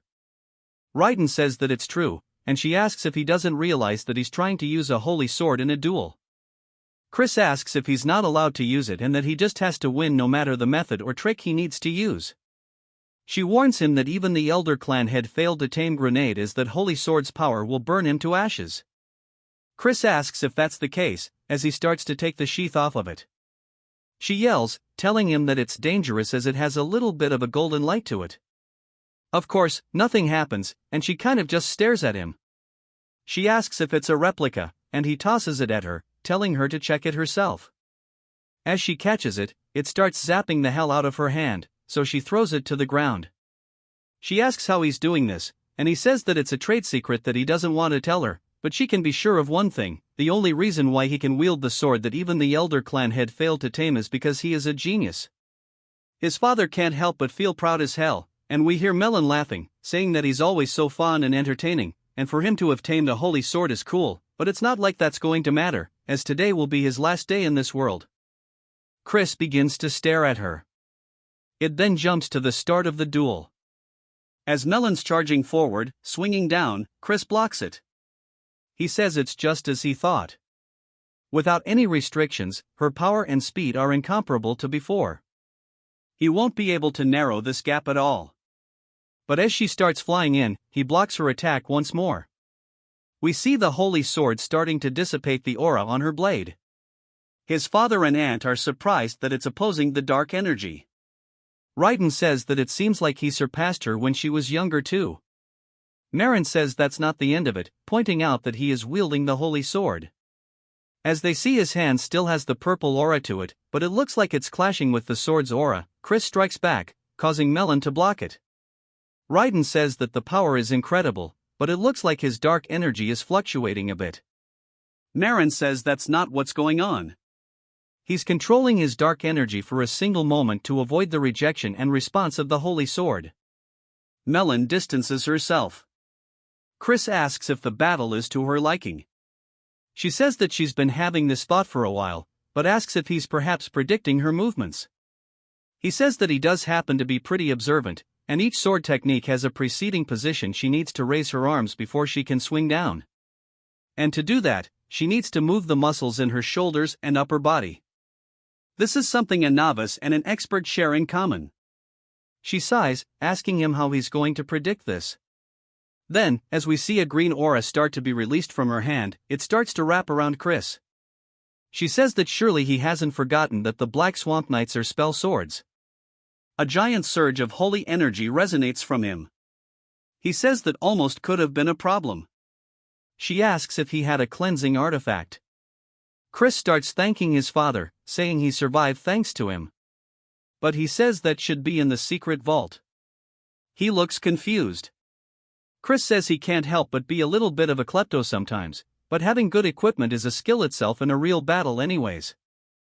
He reaches into his pocket and throws something towards Melon as it explodes. She does her best to dodge whatever it is, and Chris says there's no use even if she does, as he throws another one directly towards her. This one explodes. He says that he got that artifact using the money he took from GLE, and it's pretty effective. He tells her that he knows she's alive and to come out already, as she starts thrusting her blade directly towards him. Chris redirects his blade, matching her, hitting the tip of the blade, causing it to crack until it shatters into pieces. Raiden says that he wondered why he threw that corrosion marble into the air and that it's just like he thought. His son truly is a genius. Melon then starts walking forward, laughing, and then even begins to smile, saying that this is way too fun. Asking what he's going to use next, Marin says that Melon has lost her mind and they need to stop her. Chris starts to lean backwards and then raises his hand, deflecting her attack with the most minimal of movements. He then immediately pivots his foot, getting behind her, putting the blade to her throat. And then it surprises her, and he says that it looks like it's his victory. Asking if she was satisfied with this, it even cuts her cheek a little bit. His father still just looks super proud. "I love this guy, Melon." Then laughs, saying if he's genuinely asking, that she can't even calm down anymore. He then says that he wants an answer to his previous request as soon as possible. Although it was his victory, he will show respect, etc., if she wishes to refuse, as loyalty isn't something that can be obtained by force. She asks if she continues to stand by his side if he'll fight her like this in the future. He grabs her hand, saying that he'll fight her as much as she wants it. Then jumps to later, as Marin is looking out at the sunset. She says that him wielding dark energy like that is something special. As we see a man throwing the holy sword onto the ground, says he refuses. Marin asks if it's impossible for him to hold it as well, and he says that he can wield it momentarily, but as she knows, the waves of dark energy change continuously, meaning you need to constantly change the waves into one that the sword cannot detect. But there's no one who can do that in a real fight. It might only be possible for a demon of Gahong or the demonic dragon, and if not them, then perhaps a crazy bastard who can control dark energy as easily as they breathe. She recalls Chris smiling widely, asking if it was perhaps enough to earn her praise, and she does look a bit happy about it, saying that maybe her father's long desire can be fulfilled. It jumps to the kitchen, and we see a very evil-looking dude chopping stuff up as he cuts a strawberry in half and places it atop cheesecake. Chris says that he can't believe he's been making the strawberry cakes, and Mary says that despite his appearance, his skills are top-notch. The orc then asks Chris what brings him to the kitchen, and Chris says to make some cookies. Mary asks why he's making cookies, and Chris says to give them to someone. She asks if it's for a woman other than her, and he says that it's not what she thinks but it is technically for a woman. The orc says he can do it for him, but Chris says it's fine because baking heartfelt snacks with his own hands is what matters. He may not look like it, but before he can finish his sentence, he gets hit on the cheek with a red substance as orcs are going absolutely crazy mashing up what used to be strawberries into jam. Chris asks Mary if she's sure they aren't adding blood to the strawberry juice, and she laughs. Then later that evening, Chris calls out to Marin, who's about to get atop of horse, and she asks what's the matter. He says that he heard she was leaving and came to say goodbye. She says that she appreciates it and he must be tired from the duel yesterday. He says not at all, but he also has a little gift for her. She sees all the cookies and begins to blush, saying that he didn't have to prepare a gift. He says he's happy to see her again and couldn't help but prepare something right then. He remembers yesterday when Chris was asking him if there's any particular food that Marin enjoys, and he says that he sure doesn't know how to win someone over. Chris tells her to try a bite because he baked them himself. She asks if he really made these and starts munching away and realizes that this turd is actually gas. She tells him it's very tasty, and he says that he's glad she likes them. She says that she must give him something in return for this fine gift, asking if there's anything he wishes for. He says that he wants her to become his true aunt from now on. She says since they're already related by blood, he's sure there's a deeper meaning behind his words. She asks if he just wants to have her support in the upcoming succession conflict. She sighs but says unfortunately she cannot grant him that request as he may know adults from the main faction family must be impartial towards the candidates as that is the rule. He says he was merely making a genuine request as he wishes to become closer with his aunt. She asks if he really has no other intentions, and he says of course. If she cherishes him and secretly offers to help, there's no way he'd be able to refuse it. She laughs, starting to eat cookies, saying that she does not dislike his honesty. But since her nephew bakes such delicious cookies and gifts them to her, she can't help but cherish him. He thanks her, and she asks if she can have more cookies next time. Raiden sits there tearing up since he finds it so wholesome. Chris says that if she makes him sad, he might soar and be unable to recreate this taste. Saying surely she understands what he means, she sighs and looks happy and asks what he thinks about joining the Black Shadow Knights.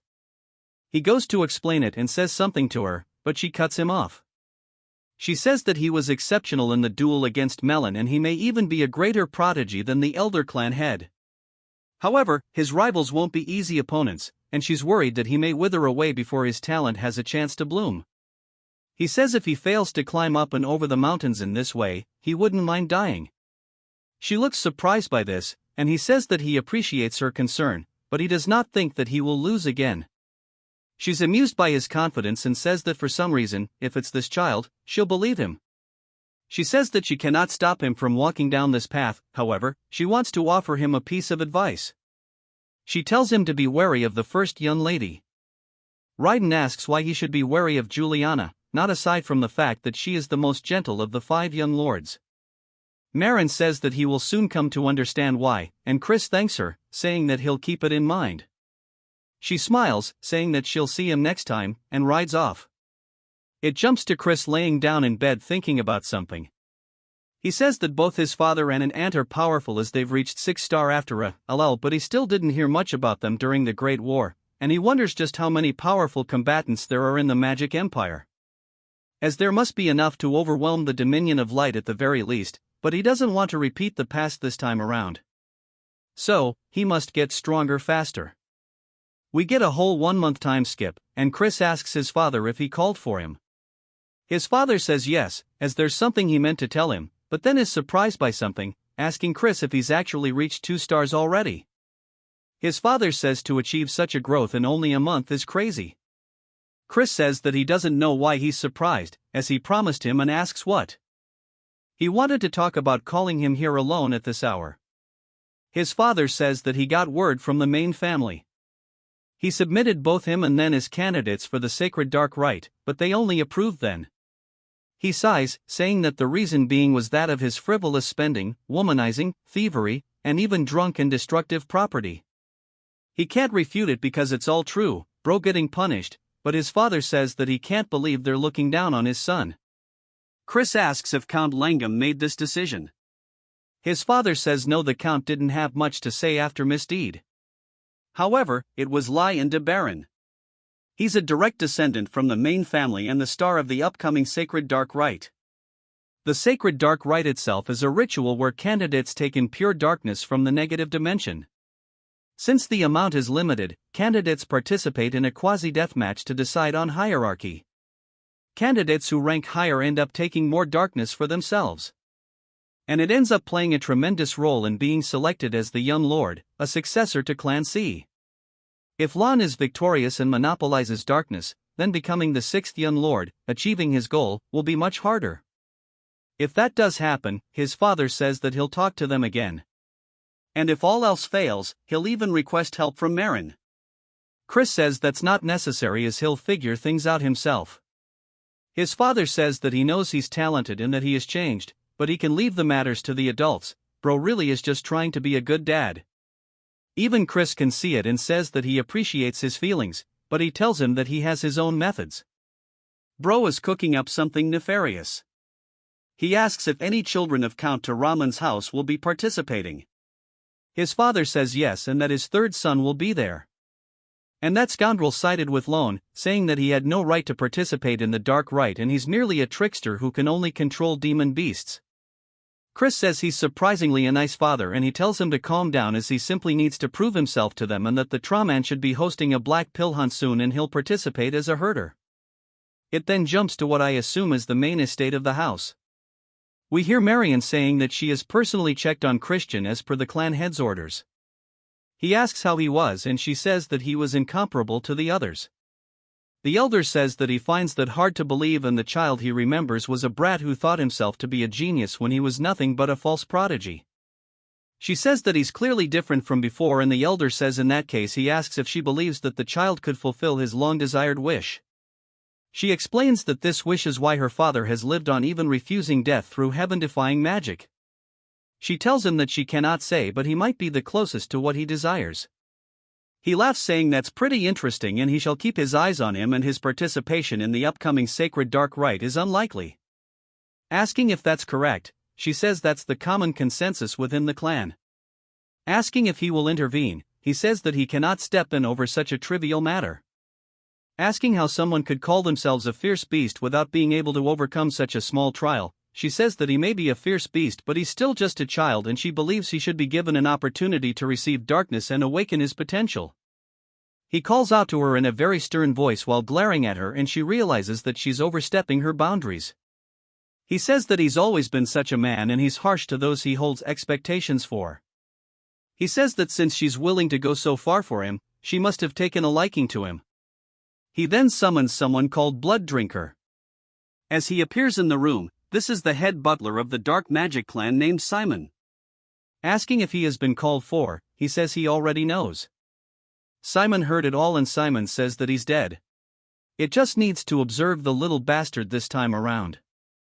The elder says that's correct and that he wants to know everything he does leading up to the sacred dark ritual. Simon says that he understands, but he has one question, asking if he can pull a small prank during his monitoring.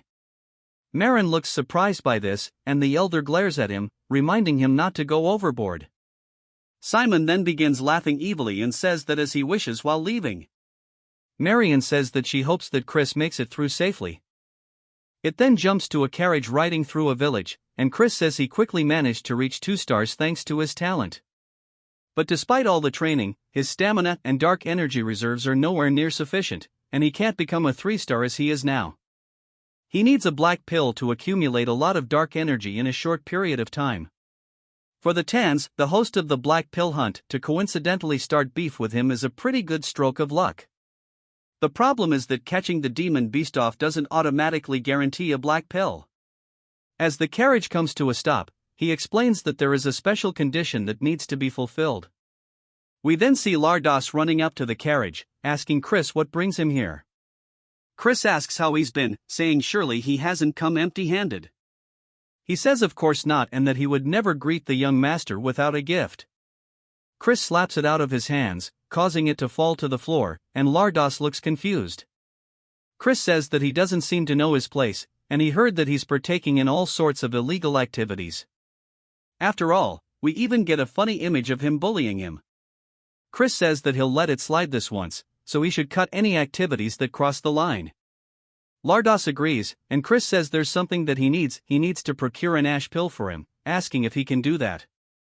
Lardos says that those recently surged in price, and Chris says that he sees how it is and asks Mary if she's ready. She begins laughing, and holy turd, put it away, where's cute Mary at? I feel sorry for Lardos. He immediately gets on his hands and knees, saying he'll get it immediately, and Chris says it's so nice and easy when he cooperates. And then says that while he's at it, he wants a dagger sharp enough to cut armor. Lardos looks confused, and Chris leaves. Poor guy, but he is not a good person, don't forget that. As they're heading back, Mary asks if it's time to go home, and Chris says that there's still one more place he needs to visit. He sees a potion store, telling the coachman to stop here, and he enters. He starts looking around the shop, saying everything that he'll take, and Mary asks what he's doing all this for. Chris says that he has a use for it, but she asks what use he has for an aphrodisiac. And she starts getting the wrong idea, they're kind of staring at him, and Chris starts to sweat nervously. Then she starts to think that maybe it's time for the both of them, but he tells her it isn't, and she says that she understands. He yells, saying that he said it isn't and that it's not for him, it's for someone else to use. She slyly locks in on the JoJo pose, asking if it could be for the Count. Chris nods his head, and the shopkeep also understands because Raiden's age is getting ahead of him. Chris tells the shopkeep that for the Count's honor, he must absolutely keep this a secret, and he says that he'll be careful. It then jumps to a little bit later, and we see Thurn greeting Chris. Chris says to repeat his title and starts talking to him, and he hits the whole thing. He says that he heard the black pill hunt is dangerous, so he should avoid getting hurt. Chris asks if he's worrying about him, and he says that he's just worried they won't have a proper duel. And of course, bro just hella embarrassed. The Count says that he should make sure to flatten those House Tyramin bastards' noses. Chris says of course, and he shall bring back some refreshing news. Their father starts asking Thurn what the King Emperor thing from before meant, and Thurn gets way too embarrassed, saying that he doesn't need to know. It then jumps to the house of Count Tyramin, and we see a little goblin saying that he's only going to say this once more and that Chris is not allowed entrance into the Count's mansion. The boys start getting his back, saying that they can't believe he's acting this way, asking if he even knows who this person is. The goblin says that the young master also has orders and he has no favor to repay a good-for-nothing bastard. Chris asks if he's trying to tell him that he needs to find his own accommodations. The goblin says that is the case and says so nervously. One of the boys says he's immediately going to go cut that bastard's head off, but Chris gets him to stop, asking about the payment for the accommodations. Then the goblin gets scared, saying that he can bill it to Count Tyramin. Chris asks if that's really the case as we see a fancy-ass courtyard, a fancy-ass house. Bro actually gone out of his way to rent a mansion. The workers ask how much this cost, debating that it's probably at least 100,000 rupees. Chris says it's not often they can spend someone else's money as much as they want and that he'll give them 1 hour to organize their luggage and they can go out to drink after there's some movement in one of the luggage. Chris says that he just heard something, only for Mary to pop out saying that this mansion is just super and that it looks perfect to serve him. Chris asks why the hell she's here, and she says that she hid inside his luggage because she promised to be his maid forever. She says that seeing how shy he's acting is adorable and based off his expression, he surely missed her. Someone then yells, calling out to him asking what the hell is up with this bill. We are introduced to Yahello, the third son of Count Tyramin. Chris says that since the protagonist of the Black Pill Hunt told him to go find his own place to sleep, he did. Asking what's wrong, he says that since this honored one can't stay in a mere hotel, he just purchased a passable mansion. It can't be that he's squabbling like this because of mere money. Considering he's a pathetic person who doesn't know how to treat guests, he thought it was a pretty cheap price for teaching him manners. A lawyer starts to get pissed and squeezes the paper while releasing some kind of spell that summons a panther. He asks Chris if he wants to die. Chris says that this must be the Count's subjugation arts. Unlike the Alliance's taming subjugation arts, these are dark magic that binds and controls the demon beast through fear. There are formulas secretly mixed and that paralyze the demon beast's reasoning and cause delusions of fear and excitement. However, it's a bit more complex than he thought, so it'll be a stretch to learn it all in a short period of time.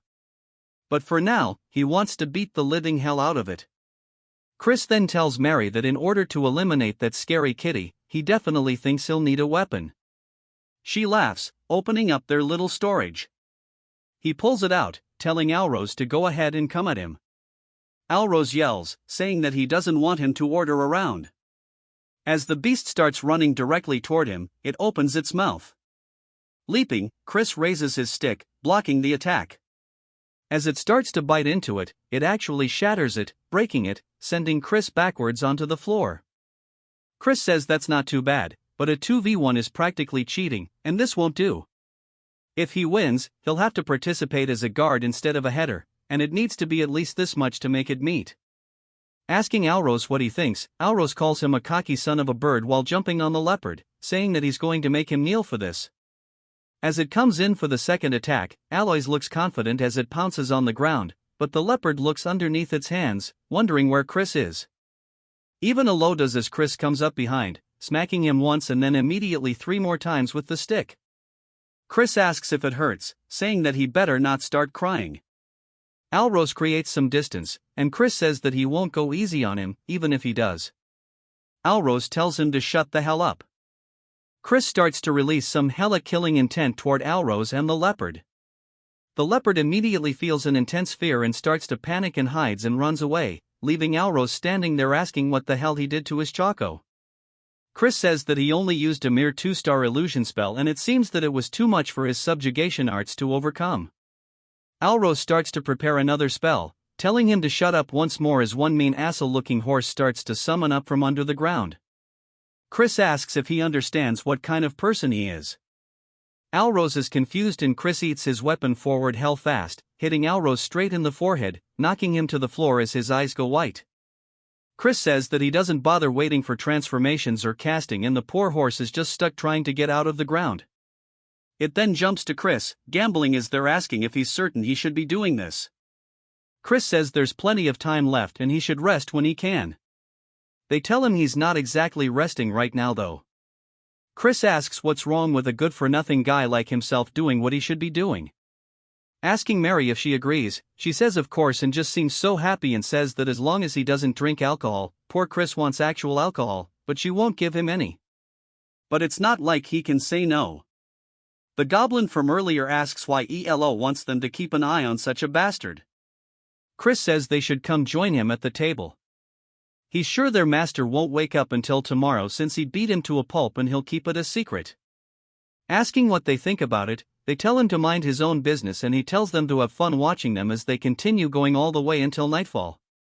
We see the goblin and the hyena dude staring down at Chris, saying that he's sure he's a good-for-nothing and it's pointless to keep watching him for any longer. As they start to leave, he opens his eyes and notices they're gone. Now, then sits up. He then looks out the window and says it's late and he should get moving. He marries the goat. He tells her that he needs to go somewhere real quick, telling her not to follow. She starts to seem suspicious, saying that she knows there's an aphrodisiac in his pouch and that she knew it wasn't for the count but for him to use.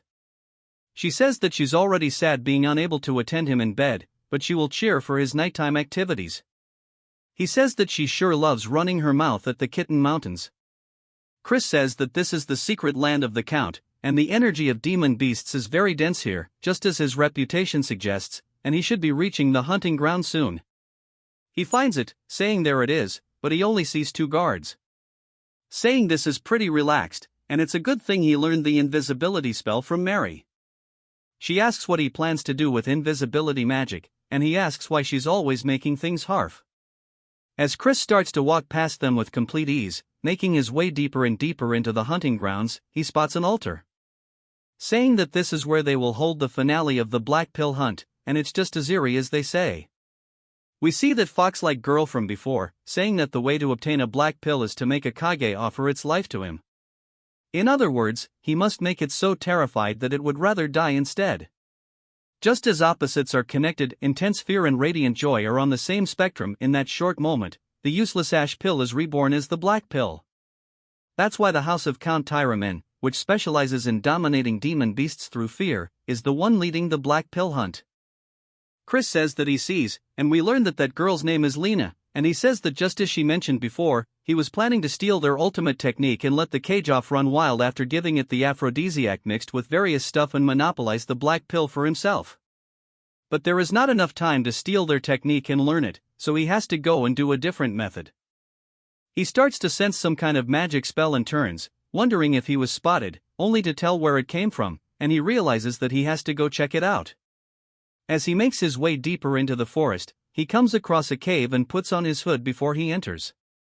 And as he does, an ominous red aura brushes past him, and he says that it has such intense malice, and he can tell at a glance that this is a top-ranked barrier of dark magic.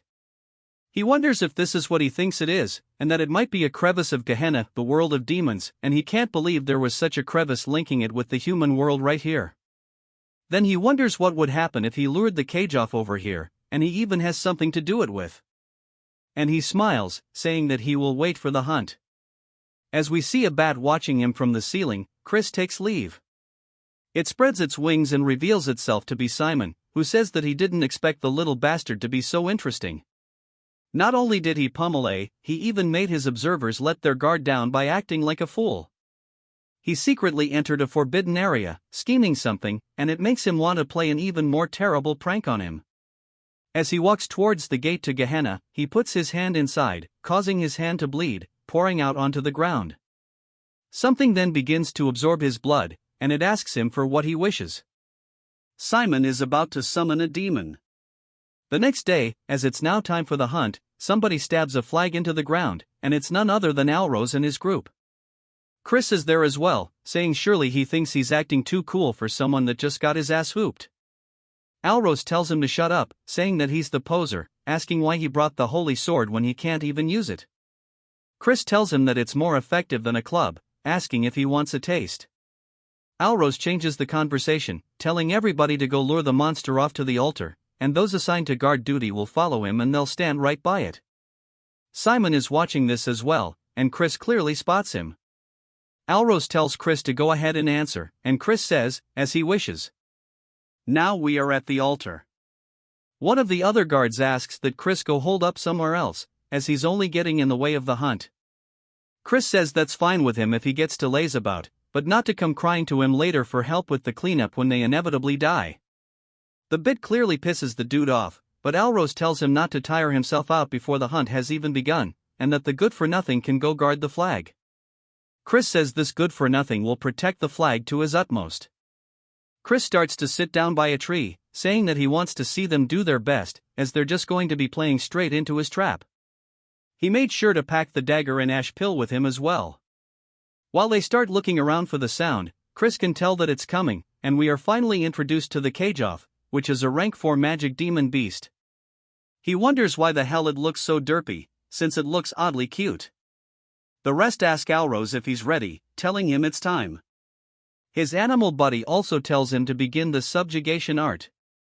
Alros stretches out his hand, starting to cast it, as the Cageoff continues hitting the ground with its beak. The others are casting some kind of slowing spell on it, as Alros slowly approaches it with the subjugation arts. Something inside of the Cageoff's eyes changes, causing it to let out a screech. It turns its face towards Alros. He looks scared and raises his hand only to get the absolute piss smacked out of him, causing him to fall into the floor. Everybody else also can see the poison coming from its little feather tentacle things, and they start to do a defensive formation around Alloy. But Chris says that it will not work and it's out of control because of the aphrodisiac he gave it. Alros says that it's a good thing they consumed the antidote ahead of time, but it's still dangerous if this drags on and that everybody should do their best to stop it the best they can. They start sending themselves flying through the air, heading straight towards Alros once more. They all scream out for him. Alros, out of fear, looks up, closing his eyes only to be surprised by something. Chris is standing before him with the holy sword, blocking the attack, saying that his house sure is pathetic and he can't believe they're forcing the busy flagbearer to step in. He'll be nice and bail him out if he promises to call him Big Bro. Alros calls him a crazy ass, asking why he should. Chris asks if he really doesn't want to. It's not like he is all the time in the world. Everybody else begins coughing due to the poison, and Alros grits his teeth, realizing he's right and tells him to help, calling him a bastard. Chris says that he better keep his promise, and he smacks the side of the Kage off the head. He then begins to use his own version of the subjugation arts, stretching around the side of the Kage, off restraining it. Alros is surprised, asking how he's using this. Chris asks if he really thought his family were the only ones who could use it, as long as it's not a secret technique, something like the intermediate subjugation art. This is nothing, as he rotates his body, grabbing onto the chains that have been created from the art. He then starts to pull back on them, kind of like reins, and jumps on the back of the carriage. It starts screeching and running, and Alros yells, telling him to wait because over there is a crevice. As he tries, warning him, Chris smiles, as he already knew this from last 18 night, he heads straight towards it. The carriage off starts going crazy, and he says this is surely the first time it's seen the malice of Gehenna and tells the carriage off to be terrified as its eyes, which were a very bright red, shift to a very bright yellow color instead. Chris said, now, as he tightens the grip on his dagger, stabbing the carriage off, killing it on the spot, the rest run in, asking him if he's okay, warning him that this cave is extremely dangerous, so they need to hurry up and get out. Chris tells them not to be such wimps and asks them what they should do if it turned out to be an ash pill and not a black pill. Alros starts to feel frustrated, and his boy asks Chris what the hell he's going to do about this because if he didn't intervene, but Alros tells him that this is enough and to leave it. He then calls out to Chris, thanking him for rescuing his subordinates, and they got to finish without any major injuries thanks to him. Chris is surprised he admitted that to him and says that he actually feels a bit bad now, and it makes him feel even worse knowing he swapped out the black pill. Still, he must do what he must do, and he tells him to call him Big Bro since he promised after all. Chris asks if he's going to go back on his word, and Alros says he's never made such a promise. He's 2 years older than him. The entire cave begins to shake, and people start falling over due to the intense pressure. Alros asks what's going on, and Chris starts to know what it is. As we see 2 giant blue eyes appear in front of them, Chris starts to look a bit anxious. We hear a monster saying that it's the first time it's seen a plaything in a while. Chris says this is a demon of Gehenna. Allo, shaking with fear, tells Chris to run away since he's an outsider and that he should save himself. Chris spots Simon up on the ceiling and rotates his wrist, getting the dagger ready, jetting it straight towards him. It goes straight through Simon, or at least it turns out that's his familiar that he was using to keep watch over things. As it starts to lose connection, Simon is surprised, asking when he noticed. He was planning on stopping the demon after observing for a bit. Now that the bat clone he planned to use to teleport there is gone, it'll take him at least 5 minutes to get there, even if he uses blood magic to its limits. And if he gets there too late, everybody will die. He immediately starts leaving. Turns out he's not a bad guy and he's just wanting to play a prank like he said. The demon calls that interesting, asking Chris what he's scheming. Chris says he just doesn't like it when people try to take sneak peeks at him. The demon laughs, saying that he sure does have a lot of concerns for a dead man. Chris says if you were to compare him to the demons he faced during the Age of Destruction, he would have to be a low-ranking demon, but he is at least a 5-star and he's not someone that he can currently face. He then raises his finger up into the sky, saying that it's not all bad. As he uses the same spell to put everybody else to sleep like he did that one girl when Lardos and Pomodore were trying to kill her, Yahello's subordinates start to lose consciousness. Alros yells, asking what the hell he's doing when they need to fight together. Chris says that he sure does have a strong resistance to magic and hits him straight in the gut, telling him to go to sleep already. I think he just killed him. Rip the demon asks if he's going to offer them to him and that he shall spare his life and even personally bless him in exchange for the sacrifices. Chris tells him to stop yapping and it's his principle not to associate with demons. As he starts to unshed the holy sword, the demon recognizes it, saying that the idea is commendable but a holy sword that he cannot use is merely a piece of junk. As he starts to prepare a spell, it shoots out directly towards Chris. He blocks it with his sword, but it's not enough as it sends him flying into the wall of the cave, knocking him unconscious. The demon then grabs him by his arm and lifts him into the air, saying that he shall give him a chance to offer them to him and then he shall spare his insignificant life. Chris spits in his face and asks why he thinks he can't use the holy sword. He manages to free himself from its grasp and grabs onto his legs. Tucking as he lands the flip onto the ground, he then starts to use his other energy core as the holy sword's tip begins to regrow using aura. The demon looks nervous, asking how a fiend like himself can use the power of light. Chris asks if he's finally feeling as if his life is in danger. The demon says that this isn't going to stop him as he starts to form a giant red orb directly in front of Chris. Chris readies himself, taking a slightly wider stance and yells, using the Dead Sea cleaving light as he swings his sword down, sending out a giant yellow wave directly towards the demon. The demon says this can't be as it takes the attack. It lets out a scream, and I'm assuming that he kills it because it drops to the floor. Chris's eyes look extremely tired, and he says that he pushed his body too hard. As his vision grows more narrow with every passing second, he starts to fall over onto the ground, and they begin to lose focus. We then see his past life, and Evan is asking him if he really replicated his ability. Chris says that it was sort of like this, and Evan says that he sure is something and that the Dead Sea cleaving light literally signifies the single flash of light that divides the Dead Sea. But it's ironic. Despite using the sword technique, he failed to become the light of the Mir clan, but Chris surely will become the light who will save the world. As we see a blue finger touch a puddle, we see Chris still on the verge of death, and the woman says that this is interesting. She says that her name is Mefina, the first seat of Gehenna, 7th realm. Chris closes his eyes as Meph says that she looks forward to his actions in the future. It then jumps to the manor of Count Timon. Chris says that his head hurts and he can't believe that he's been lying here for 2 whole days. It's been a complete waste of time, but his body still seems fine. He starts looking around for the black puddle dottle, spotting it beside him, saying this is great. He mentions the Mefina thing, saying that it was unwanted attention. Occasionally, fiends who stand out early on receive a demon's blessing and can be nurtured quickly, but he doesn't care since it's something bad guys receive. But a seventh world demon wouldn't even be that high level to begin with. Some giant lion-like dude enters the room asking Chris how his body is, and we are introduced to the patriarch of House Tyramin. The Count Chris greets him and goes to get up to bow, but the Count tells him that he should just rest. Chris wonders what's going on, and he says yesterday they organized an investigation squad and checked the cave. It seems that someone had tampered with the magic circle that seals the entrance to Gehenna. Fortunately, it seems the demon kin was reverse summoned in the meantime, but no matter how much of a fleeting moment it was more than enough time for everyone to lose their lives. Chris wonders if they really believe it was a reverse summon, but it doesn't make sense since it would be difficult for them to even consider that he killed it since he doesn't need to think of an excuse. That's a plus.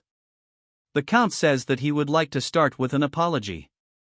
He's sorry for treating him so poorly using only the rumors of him being a good-for-nothing. He then bows, thanking him, saying that he is a benefactor of House Tyramin and he is grateful for him. Chris tells him not at all, and as a member of the Dark Magic clan, he just did what he needed to do as they are family after all. While it does hurt his conscience, he decides to muddy the water a little bit, but it seems like that resonates with the Count. He says that's right, and if there is something he can help with, then he should let him know as long as it isn't something impossible. He will make sure it will happen. Chris thinks about it, saying in that case, he hopes that House Tyramin will shake off the old grudge against House Khazar instead of the enemy-like relationship they have now where they keep bearing their fan.as they each other. He wishes that they would have a friendly but competitive relationship where they can plan for proper advancements together, something that matches the fact that they are bloodline. Ken then goes to say something, but Chris says that he's sure he also knows the reason why their two houses are feuding is because of the behind-the-scenes work of the main clan. Since if the branch families work together from the main clan's perspective, they may feel threatened, it's a scheme to keep them as mere dogs who guard the house. The Count asks if he's planning a revolt against the main clan, and Chris says that he has no such thoughts. The Count can't believe that he would think so far ahead, and Chris thanks him for the praise, asking if he'll accept his request. The Count sighs, saying that for the first time in a while he should contact Count Khazar, but before he finishes his sentence, he calls him by his name instead. Chris smiles, saying that's right, and if he just unites their forces like this one at a time, they can establish a much firmer front during the Age of Destruction. The Count then gets back to asking him what he's waiting for, saying that his son had something he wanted to say. Alros tells him to take this, and we see him embarrassed as he holds out the ash pill. He says when he came inside the cave, it was on the floor, and since he showed no signs of waking up, he made sure to take care of it. Chris says if it happens to be that he is so grateful that he wants to give him more things, he can do that too. Alros starts barking at him, and the Count laughs, saying that he shall give him a gift instead. It's a summoning stone that can store up to a rank 4 demon beast. Chris says this is a really rare item. The Count says that he'll also make a report so that he can participate in the Sacred Dark Hour and wishes him good results. Chris thanks him for both the gift and his encouragement. The Count then tells him to rest up as he and Alros leave. Chris smiles and tells somebody to come out. Behind the curtain, we see a red aura, and Simon says as expected, it wasn't a coincidence that he had discovered him. To think that he could see through stealth that even the Count could not. Chris said that he could smell the scent of blood. Simon introduces himself as the head butler of the Dark Magic clan. Chris wonders if this means that he is the Elder Head's henchman. Chris then wonders where he's heard the name Simon before and says that this is the master of the Blood Shadow Mages. He explains that the Blood Shadow Mages don't differentiate between the Magic Empire and the Dominion of Light. They are a psychotic organization who reveled in indiscriminate slaughter and terrorism. The leader was a fiend who reached the heights of 8 stars, and during the endgame of the Age of Destruction, he reached 9 stars and became the 10th Demon King. He can't even count how many times they almost died because of that leader, and not to mention, Simon is the blood and flesh of the Demon King of Carnage. Simon said that he never thought that the young master would be this amazing. Not only that, but to think that he could even eliminate a demon. Chris says that he's certain that he took care of it alone, asking if he might have seen the Dead Sea cleaving light. Simon says that he can tell he's playing dumb. After having gone to the cave, even the Demunkin's corpse was completely annihilated, leaving no trace. and that it was not a reverse summoning for it to be completely vaporized inside the cave. He's impressed by his skills, and he wants him to explain how he did it, as he should understand what he's saying since it will all be reported to the Elder Clan head. Chris asks why he should reveal his trump card. Simon reminds him that this will be reported to the Elder, and Chris says that if he were the Elder Clan head instead of a little nerd who answers every question, he would be like a predator who keeps their claws hidden to the very end. Simon looks surprised, saying that he surely is an interesting person. And Chris asks if he's not going to apologize. Simon asks what for, and Chris says it's normally difficult to differentiate between a reverse summoning and annihilation just using traces. That's why the Count misunderstood it to be reverse summoning. However, there must be a reason he believes it to be the opposite, and it's simple once he thinks about it, and that is because he was the summoner himself. And a demonkin summoning case where a member of the clan almost died would sure be some crazy news and might even be overheard by the Elder Clan head. Simon says that he will take responsibility, and Chris decides to keep it a secret. Instead, he should remember this, and that he owes him a big favor. Simon looks surprised, asking if this is a deal, and Chris says that it would be great if that's how he decided to understand it. Simon says that this is understood and he won't forget this mercy that he's shown him, and it was great meeting him today. He hopes to see him again soon, and he'll be counting down the days until he arrives at the main clan. Chris explains that Simon is a person who will have an important role to play during the Age of Destruction. Therefore, he absolutely needs to form a connection in order to change the future. We see Chris's luggage floating through the air as Mary says that she's finished the preparations to return home. He tells her good work, and Alrose opens the door and peers in, asking if he's leaving now. Chris reminds him to use his title, and Alrose asks what he means. Chris says that he let it slide yesterday in front of the Count, but a promise is a promise, and that he has to call him Big Bro from now on. Alrose says that he already told him he's 2 years older than he is, and Chris asks if he has something he wanted to say. Alrose says that he came to warn him. He said that they were all a family, and after hearing that, he felt that it wasn't right to do this to family and to be careful as he's already aware, but the one that was most against his attendance of the sacred dark rite was young Master Loin. He should know that even 2 stars are not of the same level between the main families and branch families. The greatest elixir, the ultimate techniques of the main family, and blessings of dark magic, the starting line for direct descendants is much further ahead than where they of the branch families begin. He's going to be easy pickings. Chris smiles, saying that he'll give him a warning as well and calls him Little Bro. He tells him not to participate in the upcoming sacred dark rite as he's saying this for his own good. Alrose says that he was only saying this out of worry and he's not letting him monopolize the pure dark energy. Chris tells him to keep this in mind no matter who his opponents are, they'll come to regret facing him in the sacred dark rite. Alrose starts to get pissed, and Chris tells Mary it's time to go. He tells Alrose to think about it and not to regret it later. He heads back to the house of Count Khazar. We see them going to find his brother but only being informed that he left for the training cave immediately. Upon returning, the butler says that he wished to train alone until the sacred dark rite. We see them finally catch up to him, and he calls him his full title, the Honorable King Emperor Majest brother. He says that he promised him that he'll duel him once he returns. Chris is surprised by how much he's grown in such a short time and that he's already a middle 2-star, and he sure is growing quickly. He says that he's busy and needs to train. Chris realizes that he's also participating in the upcoming sacred dark rite, and that won't do. He tells him to wait for now and they can duel after he's done training and that he should train too.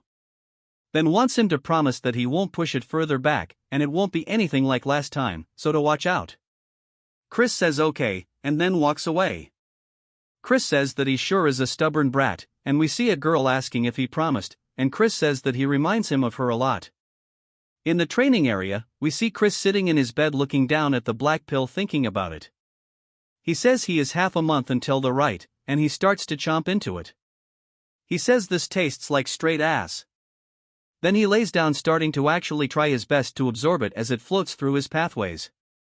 He says it's more turbulent than he expected. He then starts to feel a weird sensation asking what this is and if that is light force he senses within the pill.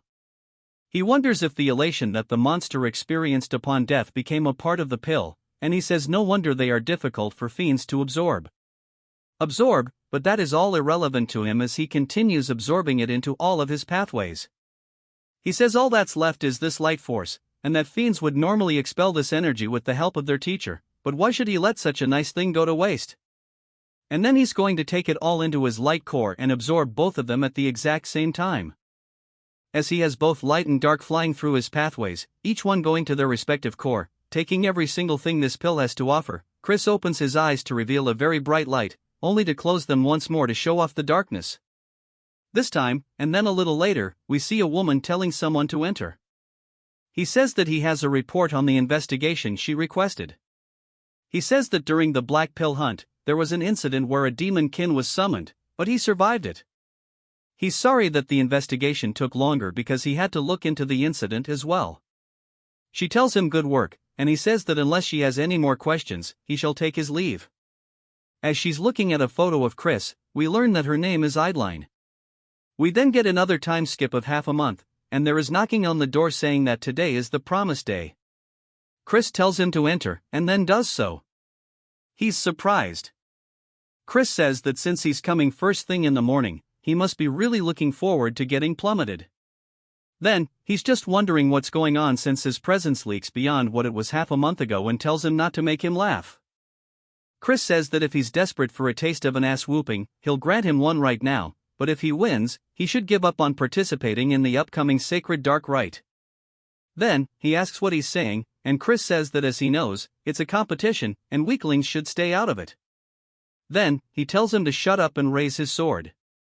Chris says that he's so blind to him showing brotherly concern, and he guesses that he needs to knock it into his skull for him to get it. Then, he dashes off the ground screaming it. Then, he jumps to Bro, being in the infirmary. He got off screen. Their father says that Chris went overboard and that the healer said that he'll be in bed rest for half a month. He guesses then we'll have no choice but to wait for the next rite. Then, he tries to argue against it, and Chris says that he wants a moment alone with him. His father says okay, and then he'll let them talk it out with his brothers. After he leaves, Chris approaches the bed, asking what he's pouting about and not to whine like a baby when he's the one who asked for the fight. Then, he says that he must truly dislike seeing him grow as he mocks him and looks down on his achievements. Now, he's deliberately injuring him so he can't participate in the sacred rite. Chris says that he's going to cry at this rate, and he thinks that they aren't on the same page. Here, he did that in hopes of him becoming stronger for him. If they compete against each other in the rite, he will forever lose his chance to obtain pure dark energy, and he needs to be rough because of how stubborn he is. Asking if he understands, but most importantly, pure dark energy doesn't suit him. Then, he asks what he means, and Chris says that his best suited energy is gray. Dark energy instead. We learn that just like how the power of light divides into various types, there are also a variety of dark energies. Pure dark energy is the highest attribute of all dark energies. Right below it is a gray dark energy, a type suited for curse magic. He says surely he's found it easier to master curse magic than swordsmanship.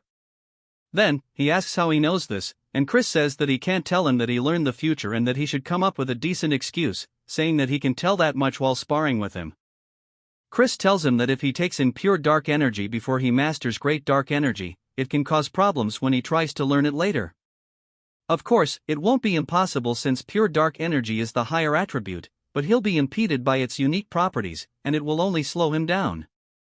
He wants to become as strong as possible as soon as possible, and he wants him to think these things over before participating in the ritual. This is his sincere advice to him as an older brother rooting for his younger brother's growth. Then, looks super touched, and then Chris gives him a gift. He sees it and recognizes it as an ash pill. Asking why he's giving him such a valuable item, Chris says that's because he's his little brother. Asking what other reasons he needs, he already ate something better anyway. Then, even starts to tear up and damn, this is just way too wholesome. He says, if he was capable of changing like this, he wonders why he acted like a turd. Even when their mother was on her deathbed, and if he knows how much heartache their mother suffered through because of him. Chris stares at him and sits down beside him, saying that he didn't understand it back then. It then jumps to later as the carriages come to a stop. Chris exits, saying that he needs a good stretch, asking how far they traveled since his whole body aches. He asks if it would hurt for them to open the warp gate, and he can't believe they're being this petty. This is going to change once he becomes the clan head. Mary then flies in, saying that she can't believe they're going on a date with just the two of them. Also, that this is making her heart go crazy. He says that she doesn't even have a heart, and he explains that because the main family limited him to bring in one companion, he can only come with Mary since she's attached to him due to their pact. He sees other people talking about him, and Mary says that he is already famous. We then hear Simon calling him the young master, and everybody else is surprised as they recognize him and they ask what the head butler is doing the greeting. The good-for-nothing Simon says that it's only been half a month, but he's managed to grow so much more. Chris asks if the elder clan head, Aid, has nothing better to do with his time. Simon says nonsense as he is here on his orders specifically, and that the elder clan head would like to meet him personally. Simon says that he doesn't even seem surprised, asking if he was expecting this. Chris says that no, he actually was surprised, but Simon says that's not what he saw. It then jumps to the clan head's room, and Simon says that he's brought him the clan head. The clan head says good and tells Chris that it's been a while. As we see Marion with him too, Chris starts to feel a very powerful gaze, saying that this presence is dominating and he can barely stand from the pressure alone. And for him to exude such dark energy despite knowing that someone of his level can't withstand it is pretty crazy. His hands start shaking, and he lowers his head, greeting the Duke. The Duke asks if he was not surprised by the sudden meeting with him, and Chris says that he expected him to call him the Duke. The Duke asks why, and Chris says that it's because a new star has appeared in the clan. The Duke laughs, saying that's correct. Neither Marion nor Simon could hold back their compliments, and yet he can't quite tell if he should have any expectations. Chris doesn't reply yet as the Duke continues, saying that no matter how great of a seed he may be, only time will tell how he will grow in the future. He could be a sapling that withers away. As soon as he sprouts above ground and Chris says that he is correct, he is still too lacking to match his expectations. The Duke asks if he's saying he won't be able to in the future, and Chris says that only time will tell if a sapling will surpass expectations and grow into a great tree, or perhaps it will even grow into an abnormality that even casts a shadow upon a great tree. At the very least, he knows he will not disappoint him. The Duke laughs once more and says that he shall have high hopes from him, and he is now excused. After he leaves, Marin asks him what he thinks, and he says that he was beyond his expectations. However, because he holds such great talent, his fate will be much more turbulent, and that she knows as well that the bloody winds blowing towards the magic empire will soon be coming their way, but that's not terrible news because a small hope has actually sprouted today.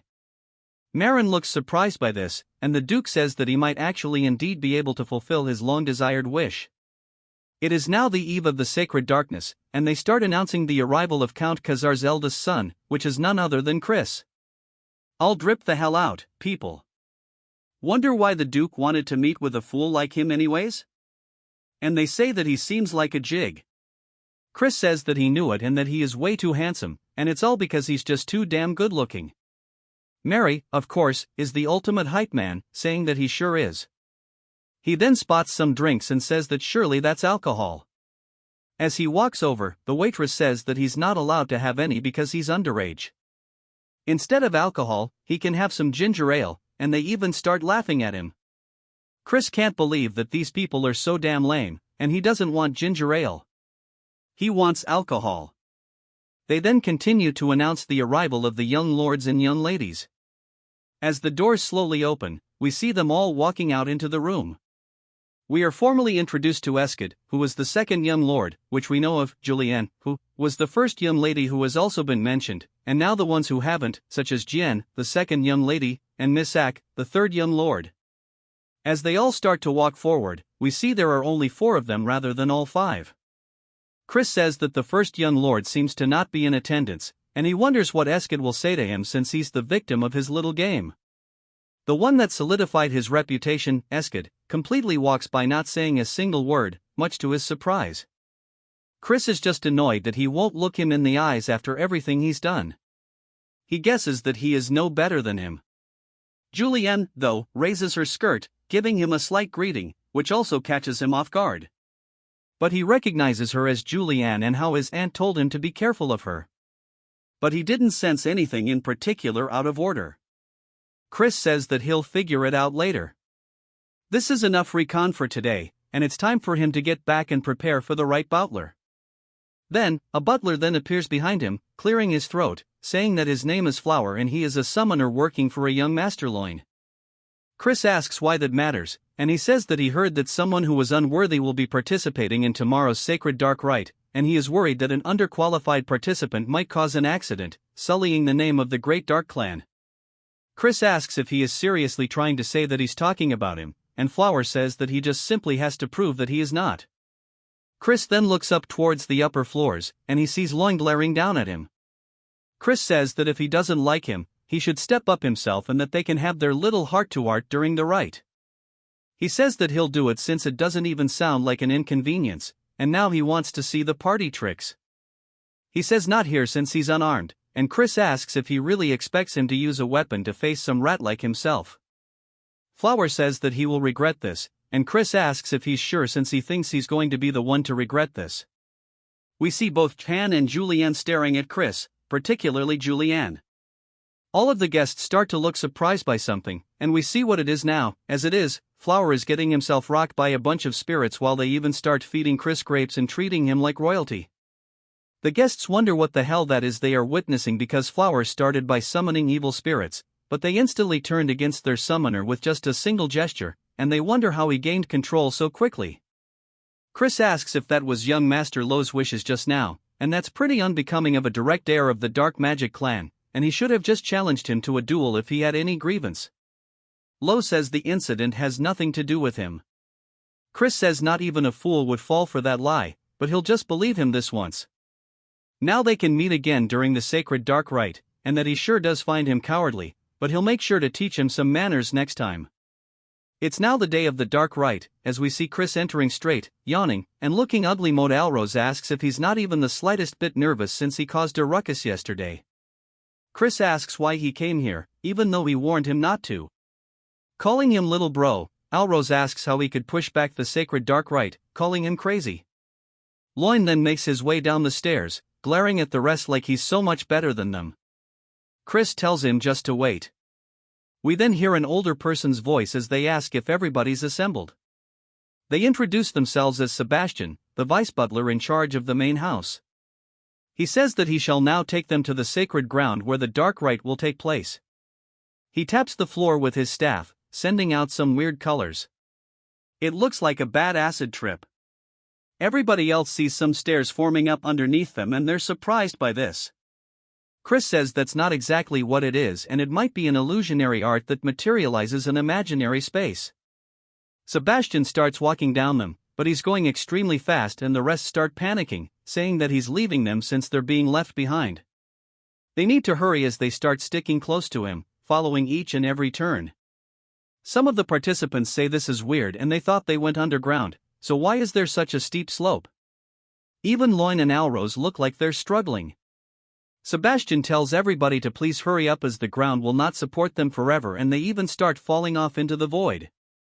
The other participants look nervous and Sebastian says that since they're late, he's going to be speeding up now and he starts to move even faster than he did before.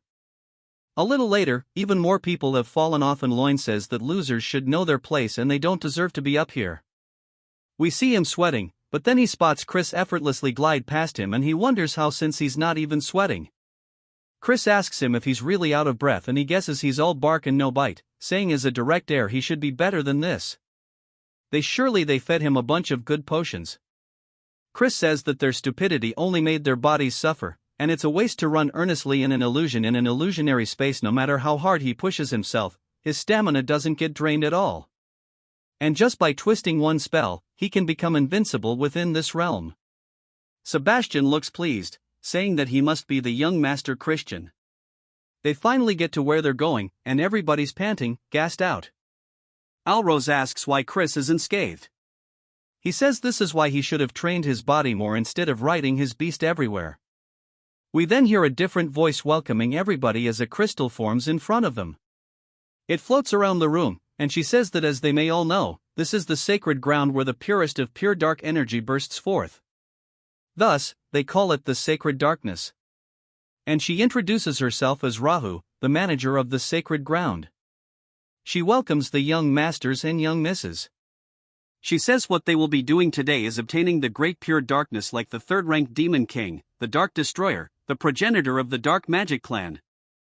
A blue light then starts to form on the ground, weaving underneath every single one of them, and she says that there is not enough for all of them to share. All of the demon beasts inside will test their worthiness. Chris asks if all she's saying is that it's based on who arrives first, and she says it's very perceptive. Chris asks what if an unforeseen mishap occurs, making the competitors fight one another during the rite, and if they will be disqualified.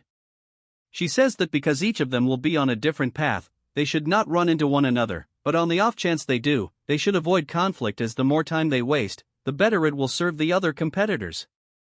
She starts to count down, saying that they need to focus up and prioritize their own safety.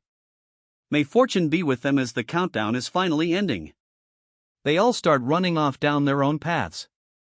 We see Sebastian and Raha standing there, and Sebastian asks if she wants to bet some blood juice on who will win.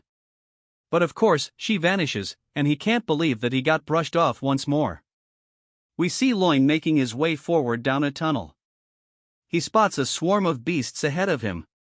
They start preparing magic and leaping at him with fire in their mouths.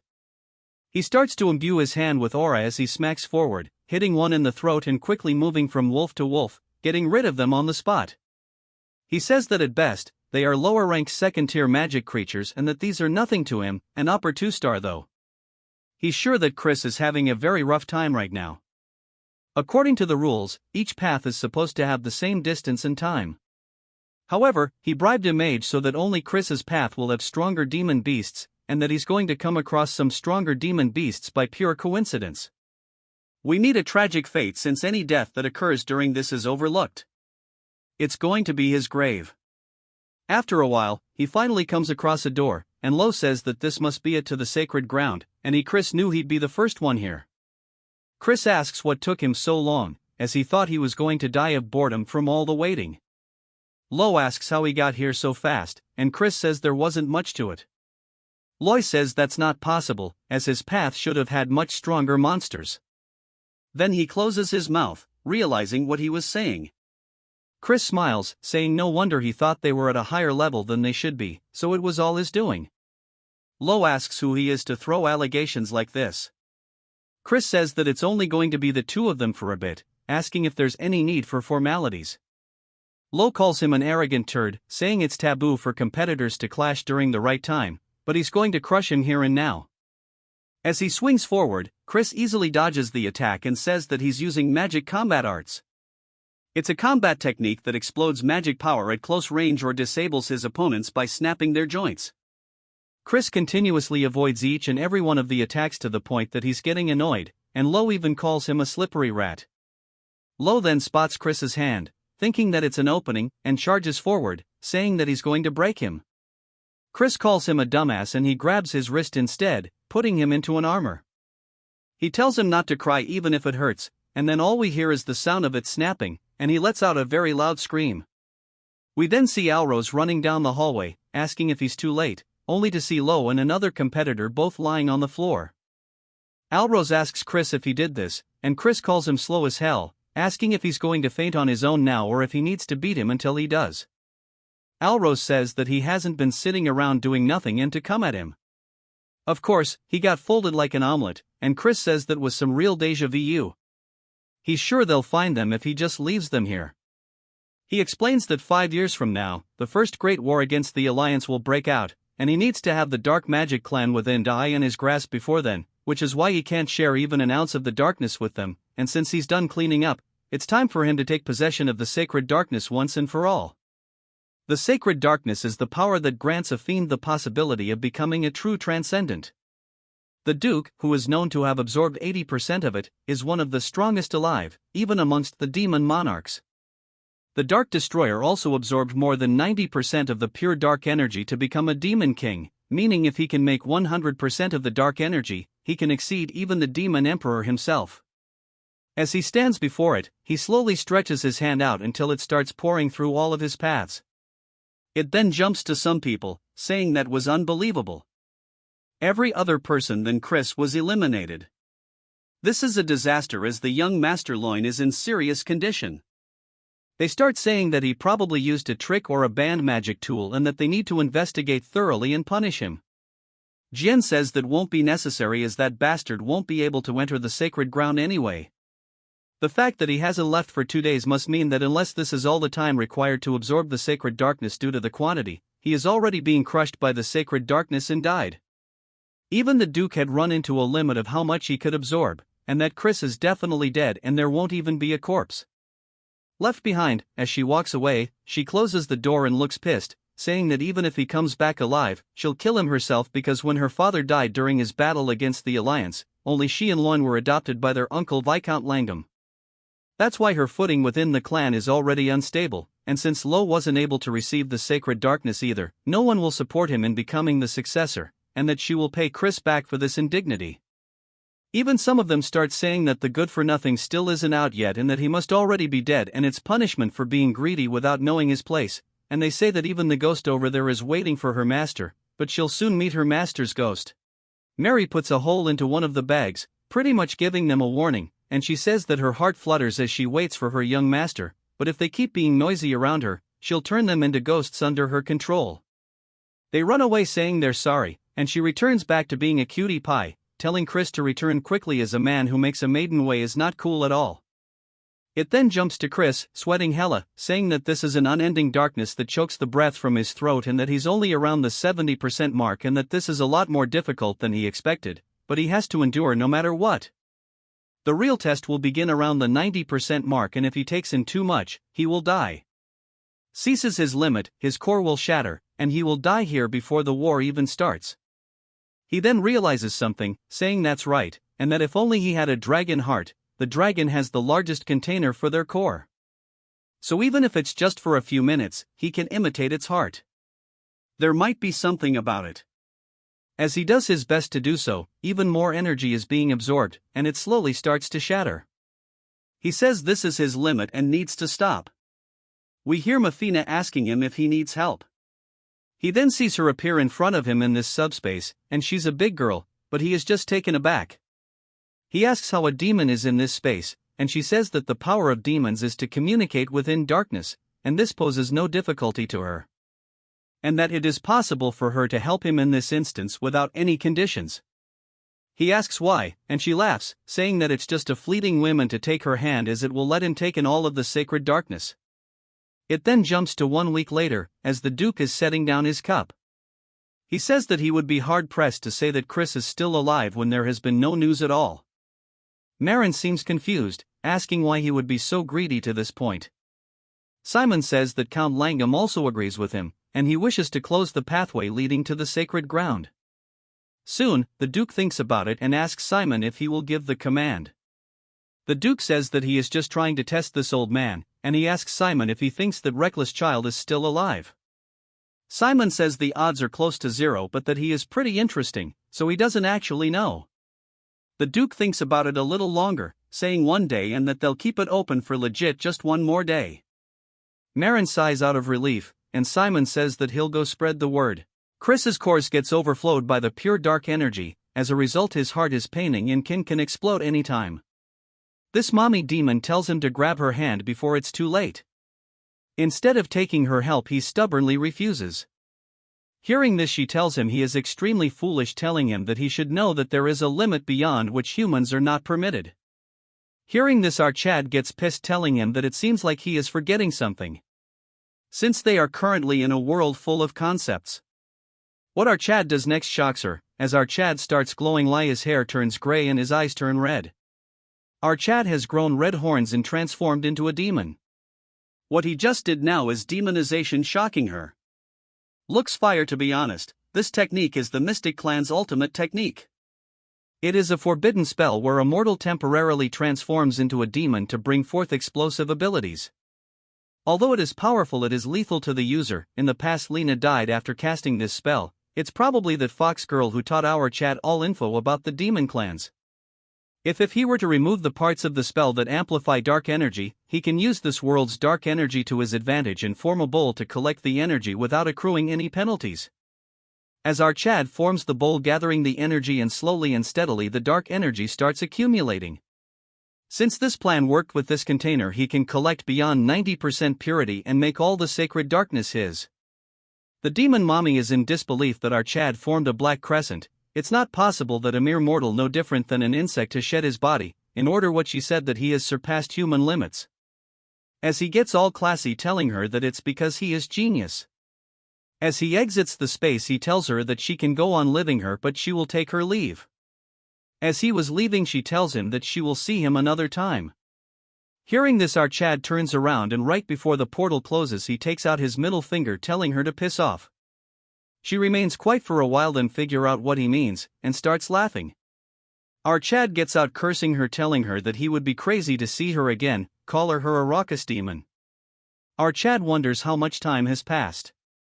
According to him, it must be a week, so the family must be in chaos.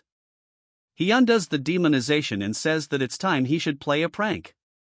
After some time, a butler barges into the Lord office, telling him that Chris has returned. Hearing this, everyone in the room is shocked, telling him how it is that he is still alive. The acting head, let's call him Donkey, tell the minion to elaborate what happened. He says that our Chad survived with his life hanging by a thread. As a result, he is extremely fatigued. From what the healer said, he is sensing pure dark energy, but it's a mess. So it will be difficult for him to utilize the energy, forward the energy. One turd curses our Chad, telling him that what can they expect from a turd like our Chad, and there is no way he absorbed more than 80% of the sacred darkness. The energy was wasted because of this, and one fatso tells the Lord that our Chad must take responsibility of this. With a cold face, he tells them that he will keep note of this and tells them to leave since the meeting is done for. After they are gone, he asks someone if the report is true. He says that he observed our Chad next to a healer, and it is clear that a problem had occurred with his core. Hearing this, he continues to tap on the table, and the old man nervously sees him being quiet. As he gets colder, he tells this guy that Loin needed to become the young lord, a sacrificial lamb, and the key to their plans with the poison magic clan. This crazy donkey says that their plan of eradication, all with something called Jupian, has been postponed. As for Chris, it's unsettling that his father is paying attention to our Chad, and because of him the flow of the river is disrupting. Hearing this, the man keep quiet as if he needs to go to the toilet. After a few more of this annoying tapping, he orders his to bring Chris down to the darkness hall the following day. He will announce Chris's coming of disposal before vassals. The next day, as our Chad was summoned, he thinks that they are desperately trying to get rid of him, since they gathered all important people here for this meeting. This donkey asks our Chad if he is aware of the sins our Chad has committed during the sacred rites. Our Chad says he is aware all, while the leader is seeing a distorted core. He asks Chris to elaborate, and he says that his peers are unworthy of their lineage, so he should have pummeled them even more. Hearing this, an ugly female wearing a suit gets angry. The donkey explains that our Chad's mistake was that even though he was able to monopolize the precious resource of the dark magic clan, he wasn't able to produce a result befitting of that privilege. Chris asks him by what measure did he use to exactly come to this conclusion. He says that a purity of 70% is a bare minimum. Our Chad asks him what sort of punishment he would befallen him if it's below 70%. This fish face says that he will not inherit any of the dark magic techniques. Additionally, he will forever be barred from entering the grounds of the main house, and his succession of the house of Count Khazar will be denied as well. Our Chad acts as if he doesn't care, telling him how he is going to measure it, as it seems even he cannot fully measure it. That's when the fake Eskid raises his hand, telling our Chad that he's CA help. He says that although Christian's core is in chaos, a dark energy clash should be able to measure his purity. Since he absorbs 70% of the sacred darkness, if our Chad is able to overpower him, then that would mean our Chad has achieved greater. A dark energy clash is a battle purely measure the superiority of one's dark energy against another's. In a battle purely, to measure the superiority of one's dark energy against another's. Given the same amount of dark energy, whoever possesses more pure dark energy would overpower the other in an instant. But when pure energy of similar ranks clash, the one with higher purity would be victorious. According to our Chad, it's the perfect way to destroy his core. He thinks to himself that this guy is more sinister than he had expected. Before they began, our Chad has a condition: if he were to achieve a great enough result, they must support our Chad. and allow him to attempt the test of the young lord. Hearing this, a few get shocked, but his third brother agrees, telling them it doesn't matter if one is of direct bloodline or a branch family when aiming for the seat of the young lord. As the other remains quiet, he says that it's the way the magic empire for the strong to lord over the weak. As he gets onto the stage, he tells Chris that during the dark energy clash, if one doesn't have sufficient control over it, it could hurt your core. So to match his rank, he will only use dark energy of only a beginner 2-star level. As they reels their energy, our Chad tells him that he doesn't need to do that, and should worry about his precious core.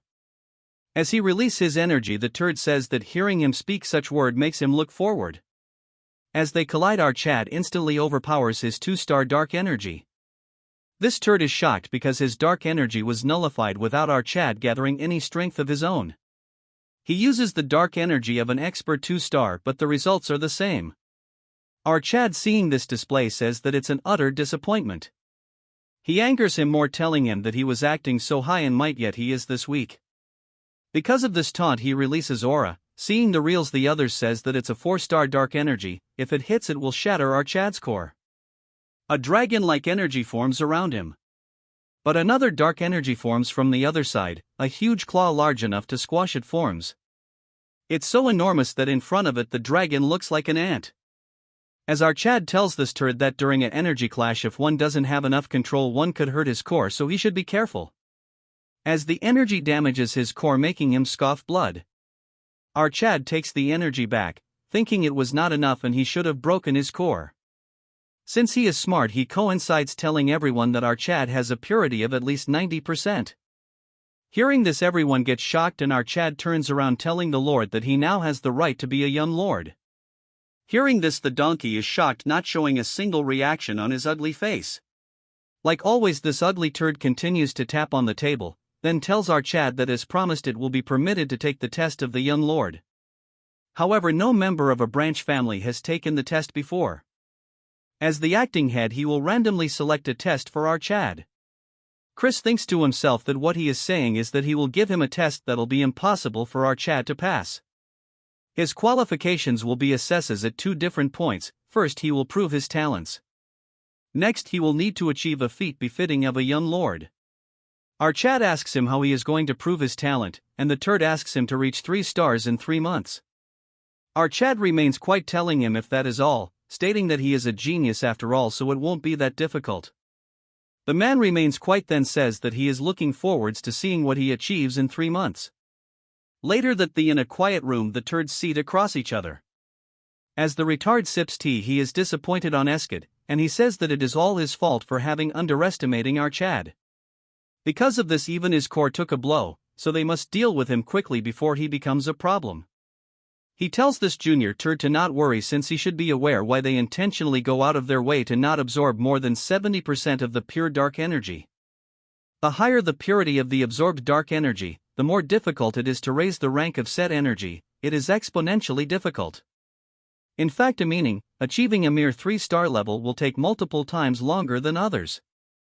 So he asks this turd what he thinks will be the case when he has absorbed 90%. So no matter how much of a genius he is, he won't be able to overcome that wall. Moving to our Chad, Marie serves him food, telling him that the news of his performance has spread throughout the mansion. She says that he has made her proud and her heart thrums for him. Chris tells him it's embarrassing. Marie says that while waiting for our Chad this time, she has truly realized what her feelings are for him. As she longed for him every day felt like an eternity. Damn, this hits hard.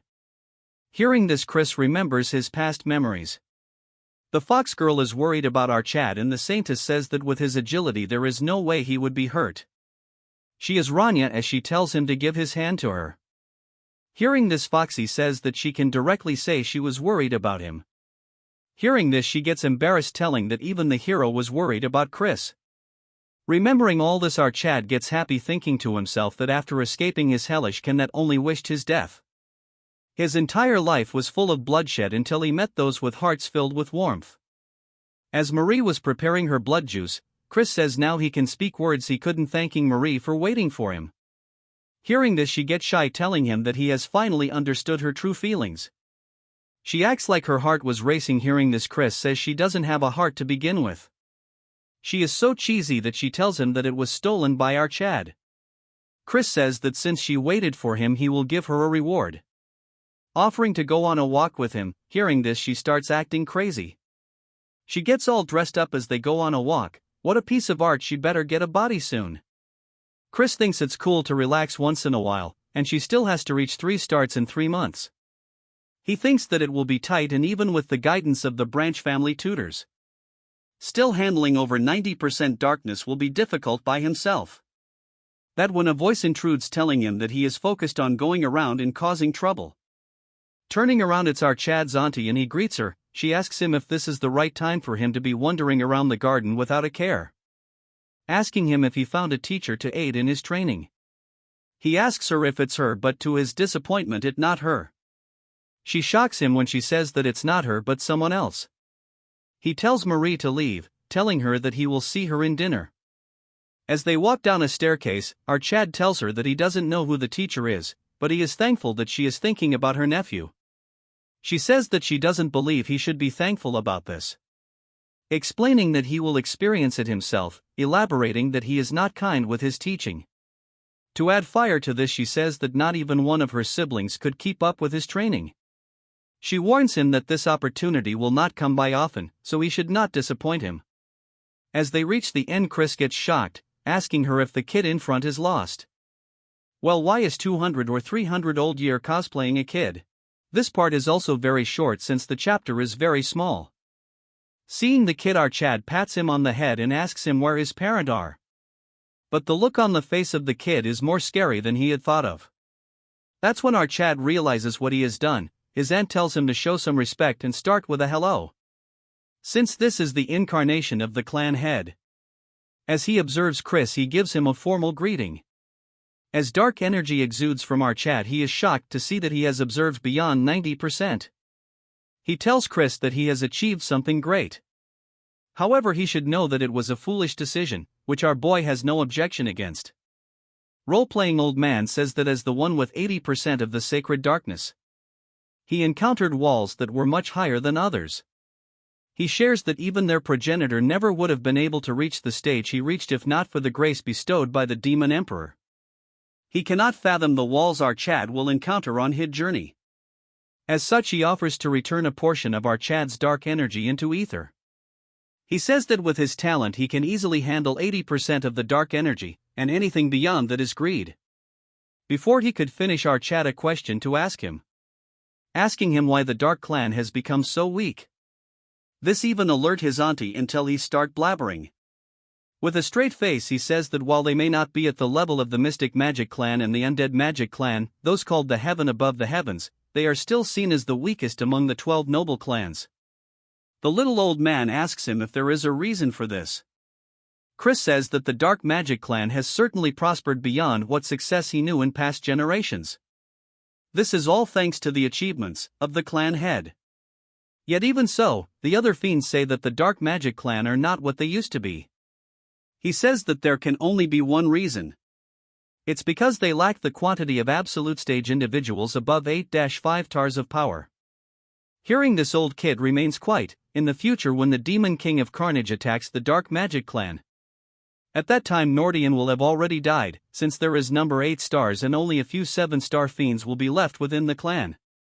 Them, along with the clan's 10,000 soldiers, will fight against the Demon King.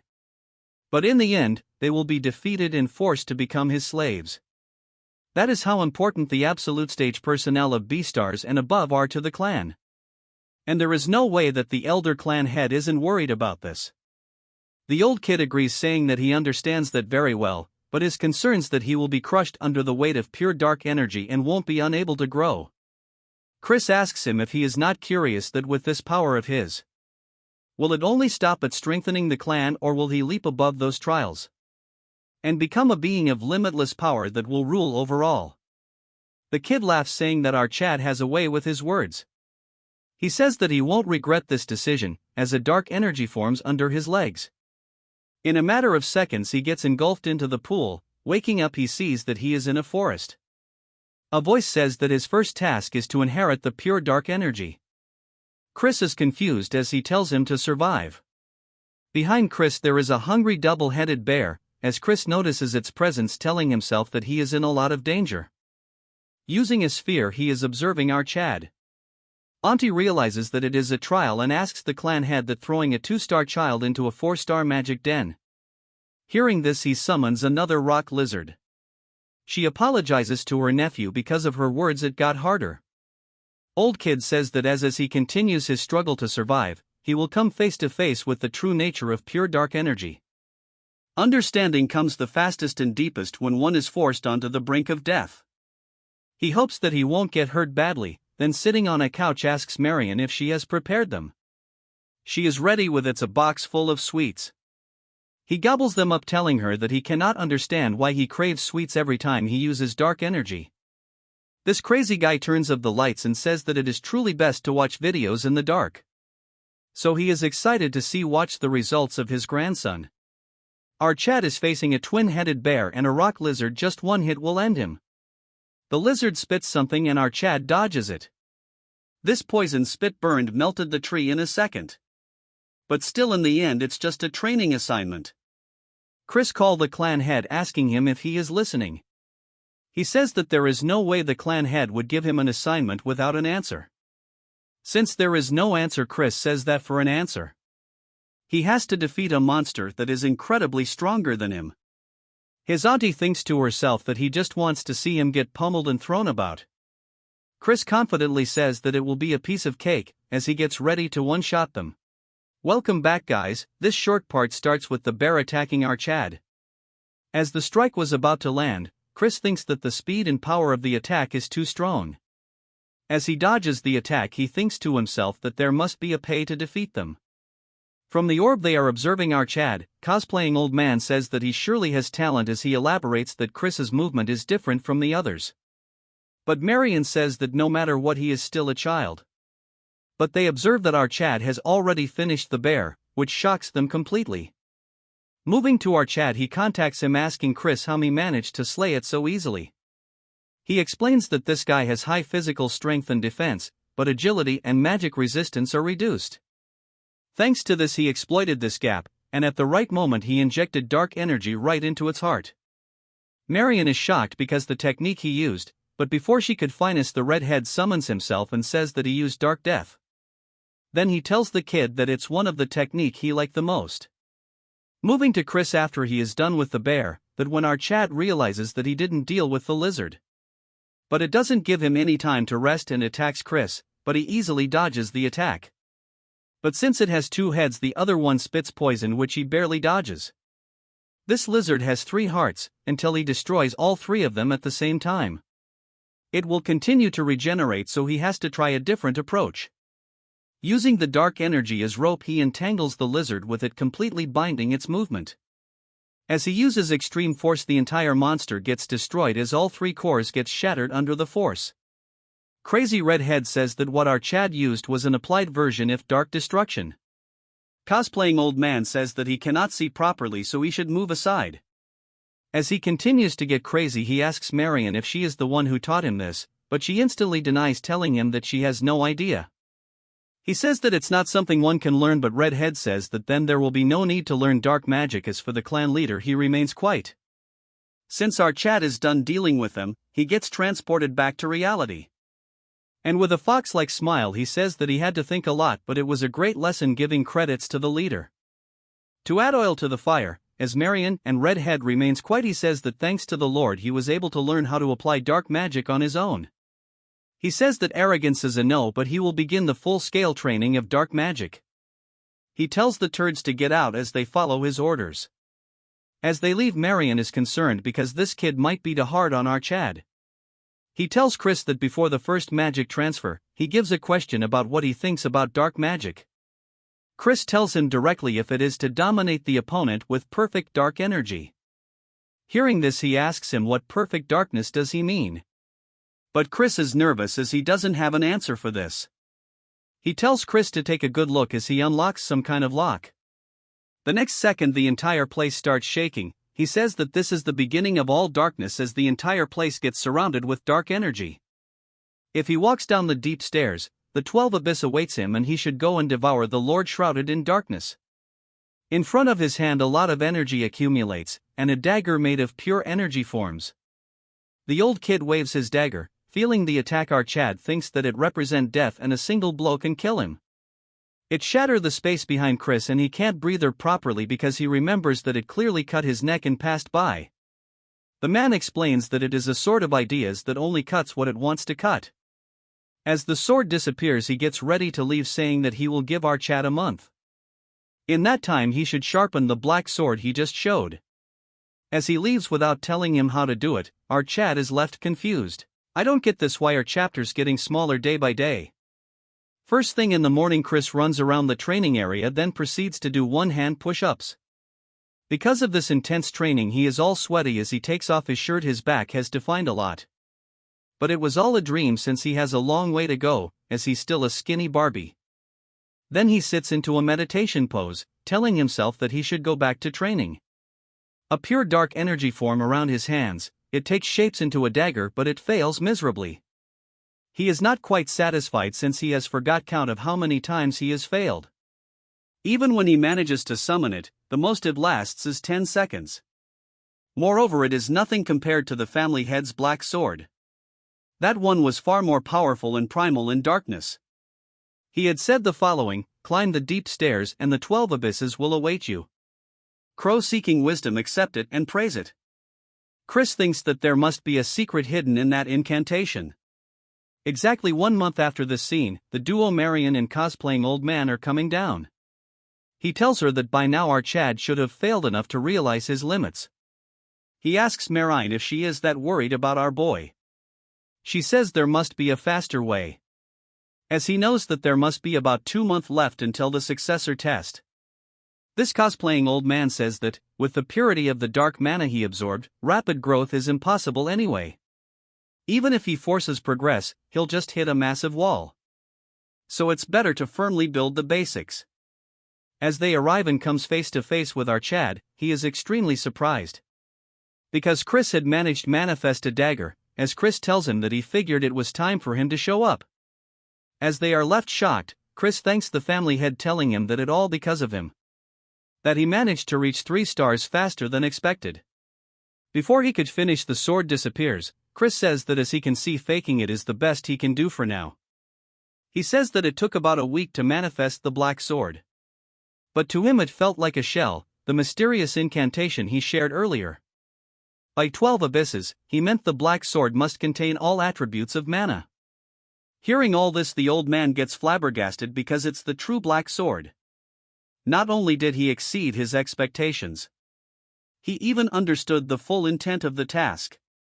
According to the clan leader, it usually takes a year just to manifest a basic black sword.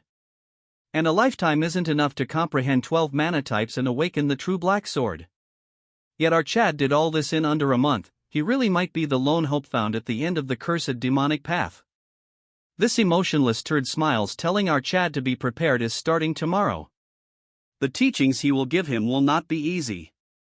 Instead of worrying, our Chad is just as confident as he says it's fine and trusts the family head. Since he is done with the first hurdle, he makes a cheeky face, thinking of raising a toast.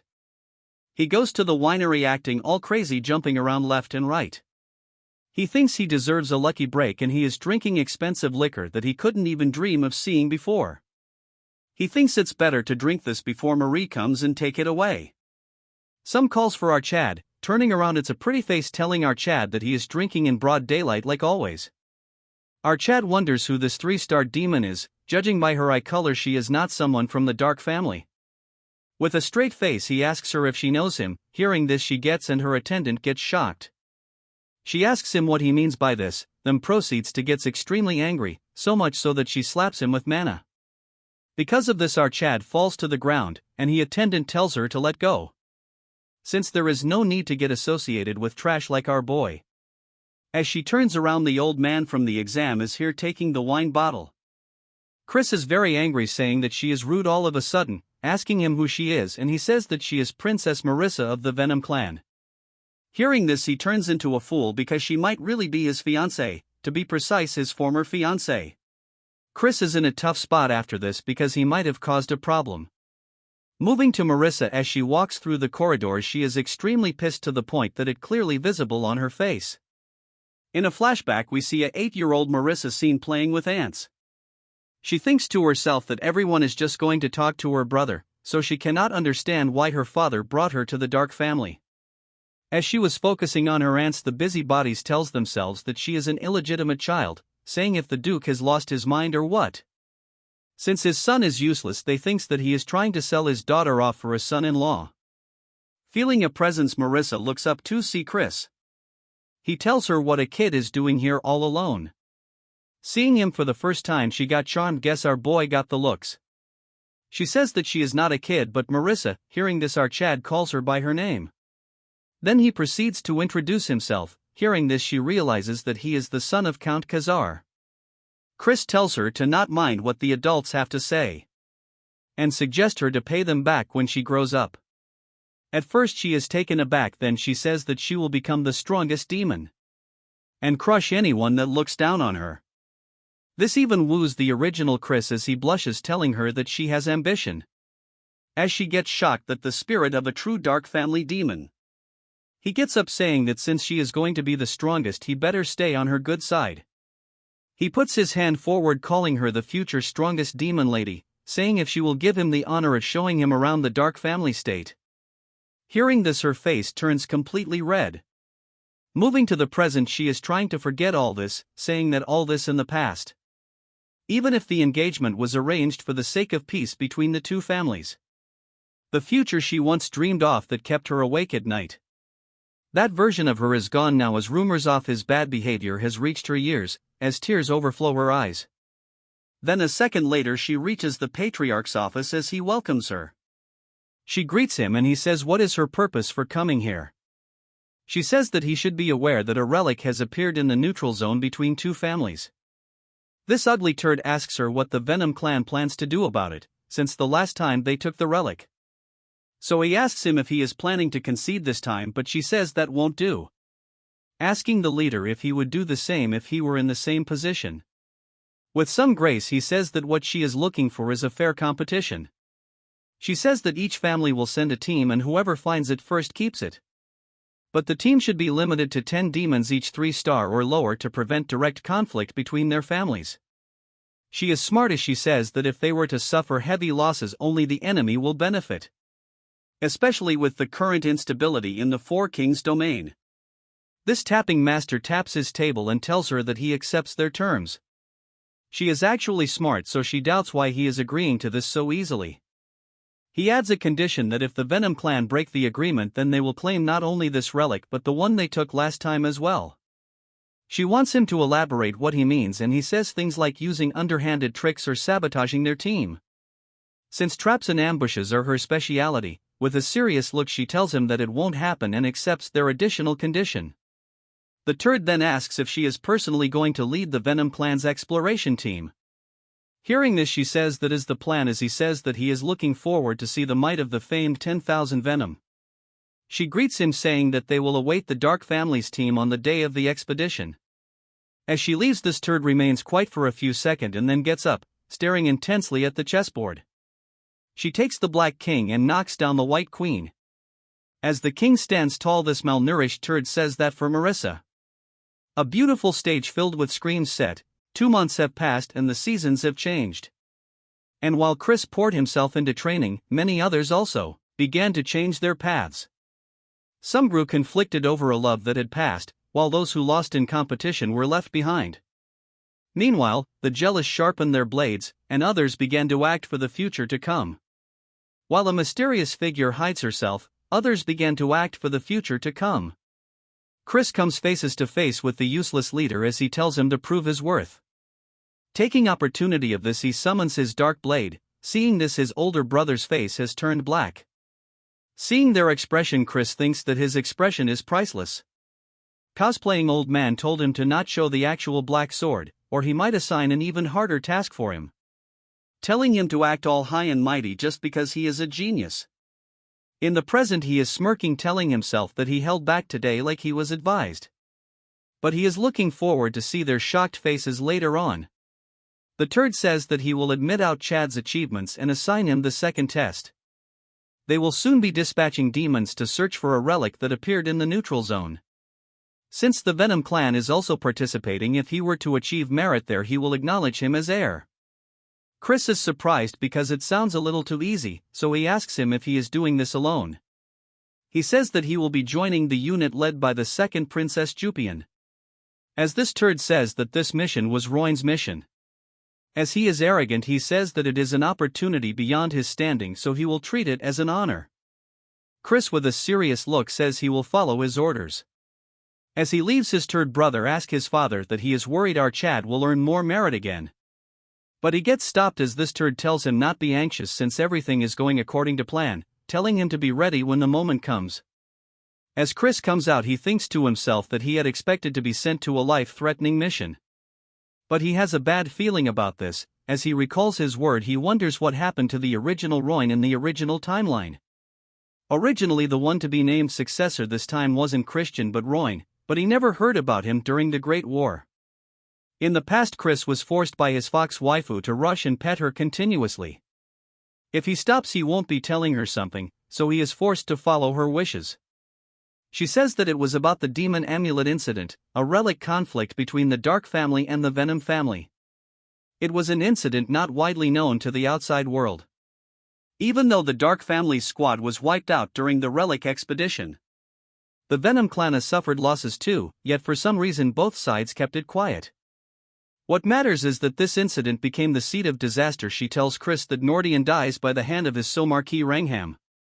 If not for that, the bloodletting demon king wouldn't have conquered the Dark family so easily. So the amulet incident accelerated the age of destruction. The annihilated Dark family squad, which means that instead of Roin being on the Fed list, it got replaced by our Chad. But without solid evidence it is too risky to act. Currently he has only a 3-star, so he cannot do much. So it is best to be prepared, so he needs to head outside. Jupian tells our Chad to wait, asking him where he is going with an attitude. Chris tells her why does it matter to her where he is going. She says that she heard that he is joining the exploration team this time too. She doesn't like it, but he will be covering Roin's place. Hearing this, our Chad says that he won't have to do anything right away, insulting him more, saying that he is an idiot who wouldn't have done anything right away. Hearing insults about her brother, she throws her dagger at blazing speed. Chris clearly sees the movement of the dagger.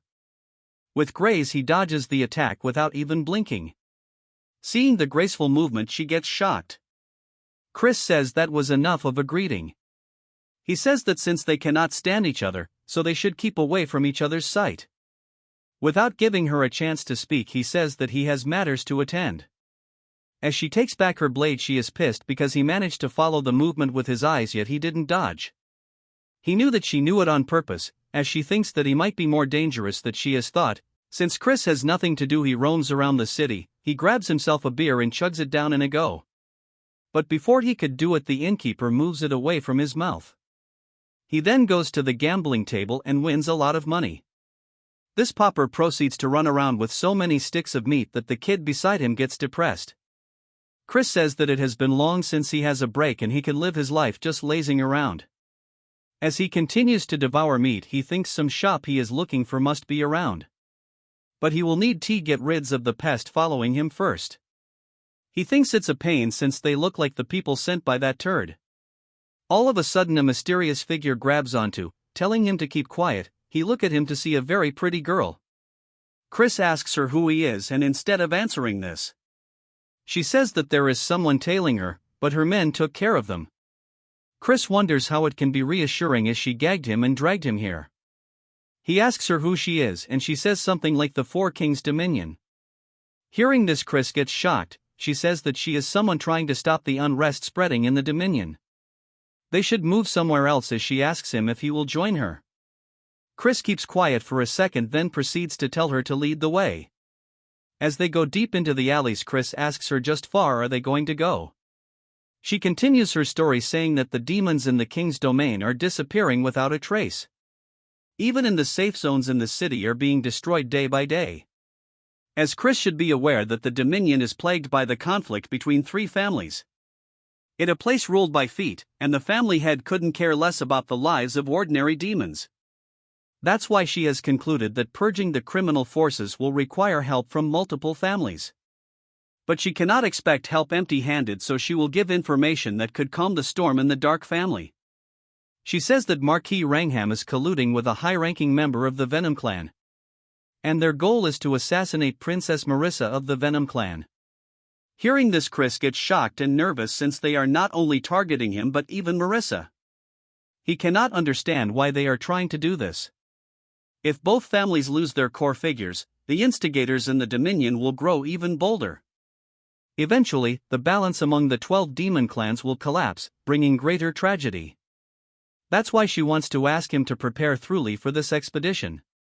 As she reveals her face with zeal in her face, she says she hopes he will become the Dark family's successor and stand against those who threaten peace. Chris is confused since she is even aware of the Relic expedition, and praises their intel for finding it out. Chris with a straight face asks her why he should trust her since she has no proof. If she wants to cooperate, she has to put something on the line. She gets flabbergasted for a second, but Chris is intentionally asking her to buzz off if there is no collateral. She tells him to wait and pulls something out from her robe. Seeing this, he gets shocked to the point he gets quiet. As he bids her farewell, she turns around as well and a figure emerges from his shadow, as she tells it why she cannot show her true self to Chris. A demonic figure says that it's for her own sake, because if Chris ends up in danger and drops her information, it will only make things worse. As she starts transforming, she tells him that she will watch from the sidelines for now, and she goes by the name Idrin. Moving back to Chris, he walks normally but then starts laughing like crazy. Because she have him a VIP card, which is exactly what he was looking for. The Dark Auction House, a secret method of dealing in smuggled relics and rare creatures. Only nobles or verified rich buyer are issued entry cards. Back then none of the hero party had a card, so it was very hard to enter this place. The card states the name Ria de Wolfman, which is a he never heard before. He remembers about what happened earlier, but it's too early to trust him. So it better for him to prepare a bit more for the expedition. Chris tells a man that he wants to send a carrier pigeon. The man tells him to write him a message and send it. Chris writes something that is unreadable for us as a cute owl flies, while Chris sees it leave. He tells himself that this is done, now he has to pay a visit to some guy, Sue at his Barbie outfit. Our new Chad, after turning into this masked dandy, goes to the black market. But he gets stopped as a nobody says that there isn't a place for someone like him, so he should get lost. Since Chris doesn't want to talk rubbish, he shows his card, saying if he will say this even after showing this. After seeing the card, he gets baffled but gains his composure, saying that he apologizes and he will show him the way. After going inside, the entire place is filled with luxurious items. Amidst this, our Chad is busy collecting aura points. The attendant gets shocked welcoming him, asking if he really is Ria de Wolfman. Chris the retard says that yes, he is Ria de Wolfman for today, and if there is a problem. Even this guy won't believe it since his voice sounds fake. Moreover, it's the voice of a dude, but since he cannot do much, he says never mind. He gets back to reality when Chris asks him if he can escort him to the branch manager. He stands at his place shockingly, but after hearing this, Chris goes around flaunting his card, asking him if H didn't hear him to go and bring the branch manager. After seating him into a luxurious room, the man rushes outside telling him that he will bring him right away. Looking around the room, he says that everything is top-notch, which is expected of the Rudolph Merchant Guild. The Rudolph Guild is a massive guild that even rivals the Union's Deer Guild, so influential that they run entire black markets, controlling all nearby trade routes in the Dark Empire, and there is a saying that if Rudolph can't get it, no one can. As a new femboy wearing flashy clothes enter the scene, he introduces himself as Rubid, the branch manager of this auction house, and the head of the Rudolph Guild. As he takes a seat, he asks Chris if there is something he is looking for.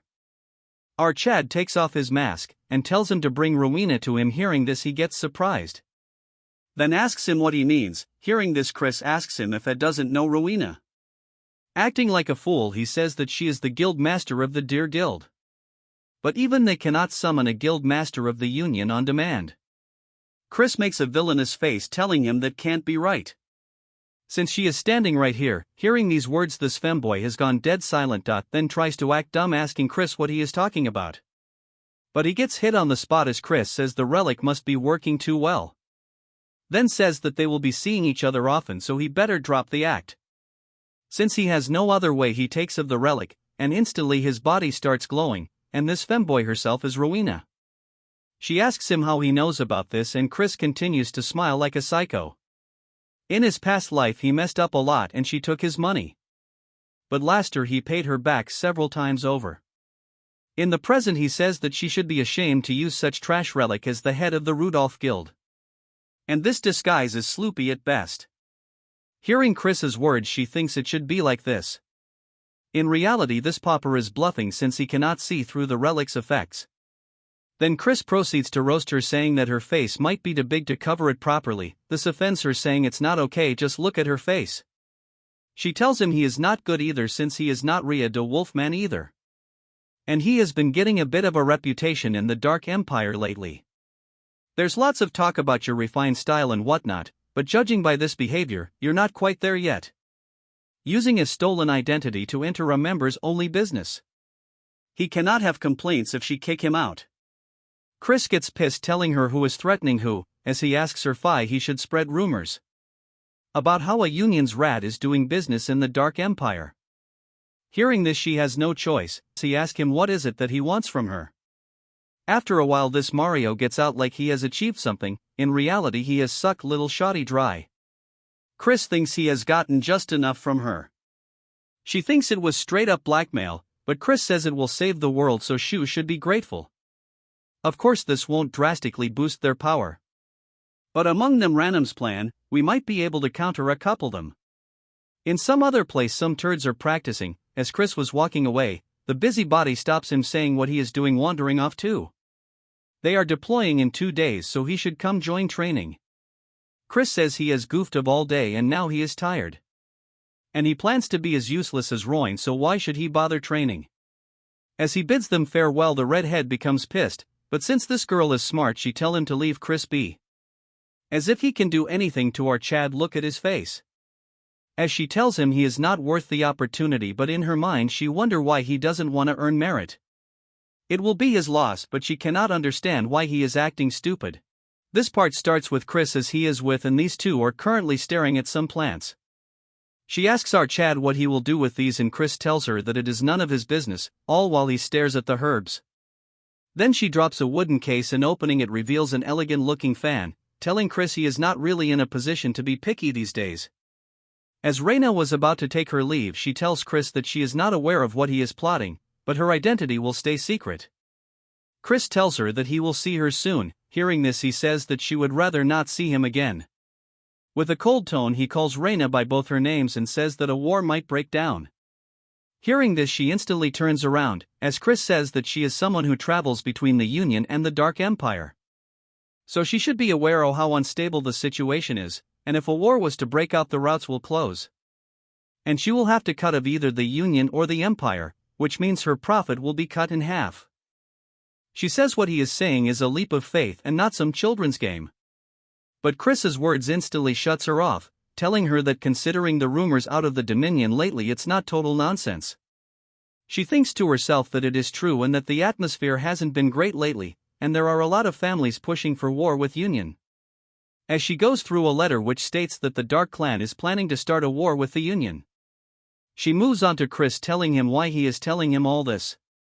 She tells Chris that he should know that she is a mere merchant and she can stop a war. Chris agrees on her as well, but asks her that she should become his sponsor and he will make sure that the future without war happens.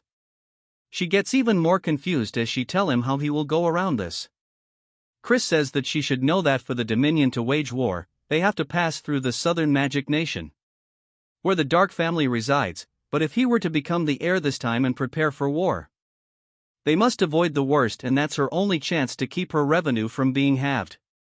After finishing his sentence, Chris lends his hand to her, and seeing his eyes she sees that he doesn't have the eyes of a liar. So she thinks that 5 investing on our Chad might be worth it after all. As they shake hands she tells him that if he were to betray her trust even once she is done. Chris tells her that he doesn't speak with 2 tongues. But in his mind he thinks that there is enough reasons to exploit her.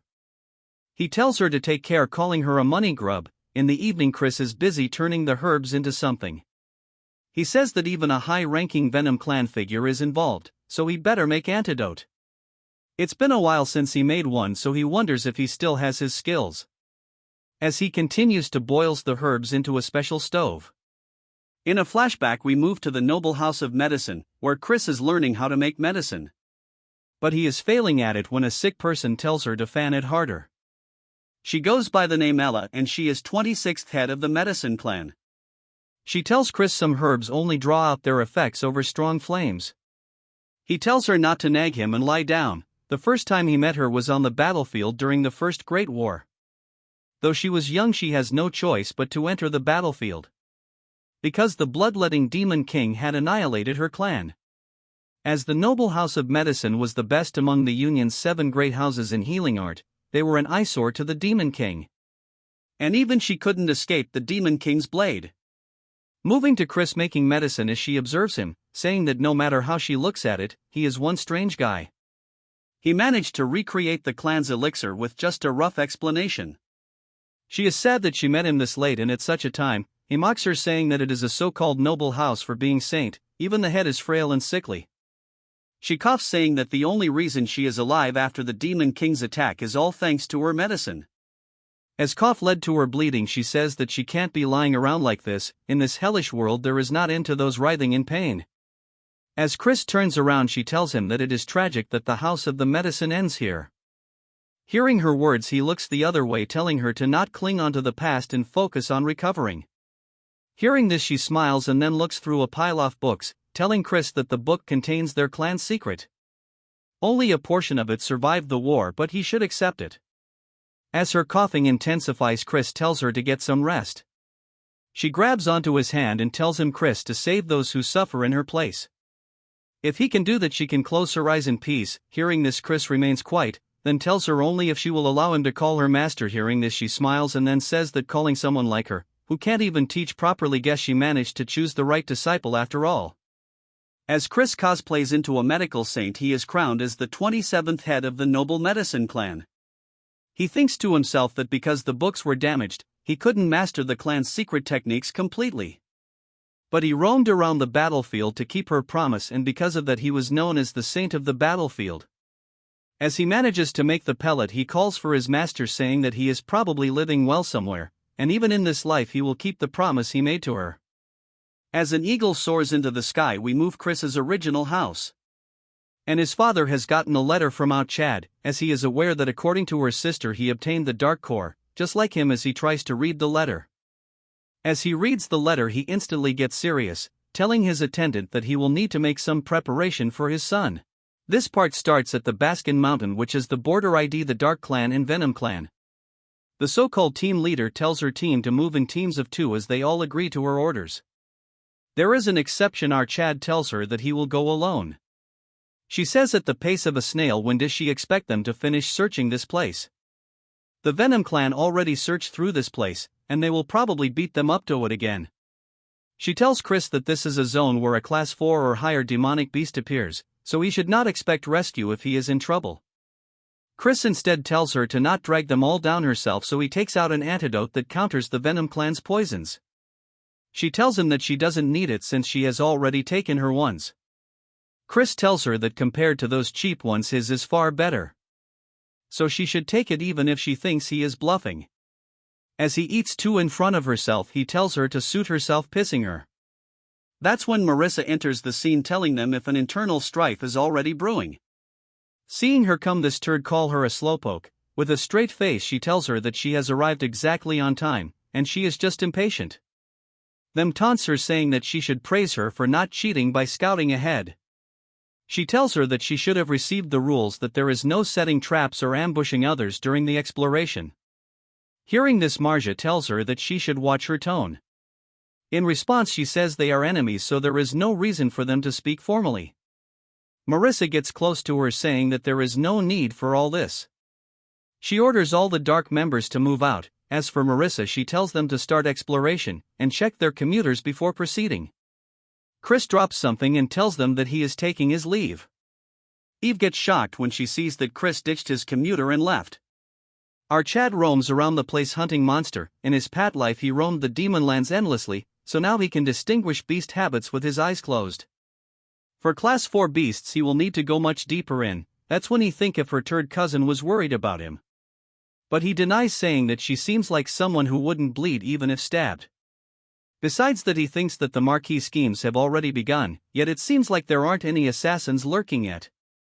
But first he will need to find the lyrics. He turns around to see some movement, and it's none other than Marissa. There is an awkward silence between them, and Chris thinks to himself that he ended up moving along the Venom clan's route. He apologizes to her, saying that they have gotten their paths mixed, so he will head the other way. Marissa in a shy tone tells him to be careful, but he is nervous. All of a sudden a thought floods his mind. Their main goal was to harm Marissa, and he wonders who is high enough in the Venom clan willing to sacrifice Marissa. So this turd tells her that he is curious about something, and she asks him what it is that she wants. Then proceeds to ask her that she is an illegitimate daughter, further asking her if she is hated at home. Hearing this, she thinks that he really is the worst of the worst. Chris didn't mean to say it like that way, but T blurted out.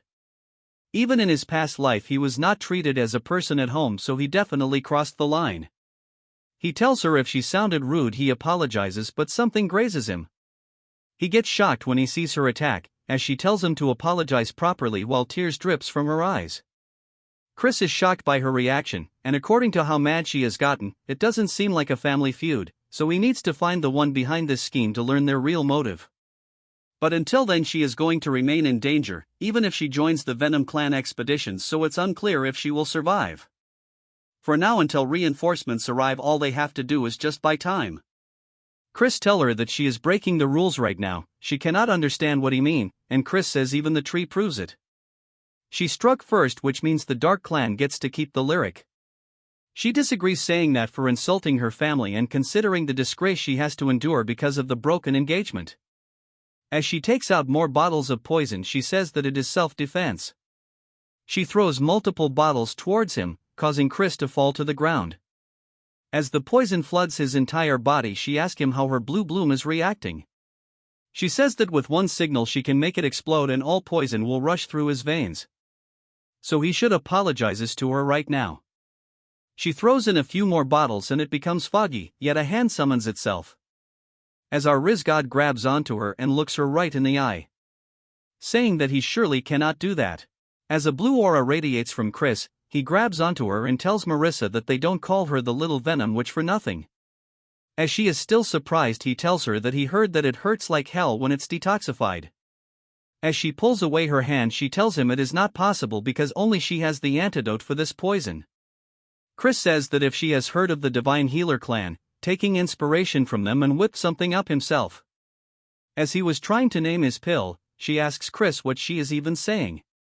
Before she could say anything more, she gets knocked out, and as she loses conscious, our Riz Lord grabs onto her and tells her to rest and he will definitely save her. Although she managed to collect aura, our Chad ruined it as he tied her to tree. Then he proceeds to take her communicating amulet, and using it he commands her team something. As we shift to them, the message they receive, it's shocking as after reading it they get puzzled. The message orders them to scout the cliffs, which is the opposite side of their current location. Moving to Chris, he is happy, cheering that now he won't have to run into turds from the Venom clan. In the huge terrain a figure is rushing with great speed, and it is none other than our Chad. He says that items imbued with the power of demon or constellations either have been hidden for ages, or they have newly fallen fro heavens. It is as they are daring the lowly creatures of earth to make use of them. The relic that was discovered this time was probably the Twilight Amulet. According to his yet-to-appear fox waifu, this artifact was neglected due to uncertain powers, until the Marquis figured out how to use it after 2 years of research. And because of it, the cosplaying old man got killed. In this life he cannot allow this to even slightly delay the world's destruction. That when he notices something and decides to slow down, dropping from the tree. Then he proceeds to check his surrounding and notice one of the leaves damaged. That is when he notices footprints in the demon zone where no one is supposed to live. Since relic cannot grow legs, it seems that someone got here before our Chad. As he is currently using invisibility, he overhears the 3 people, and the one in the center is cursing someone by calling them worms. Chris analyzes that the one in the middle is from the Venom clan, and he is a 4-star at that.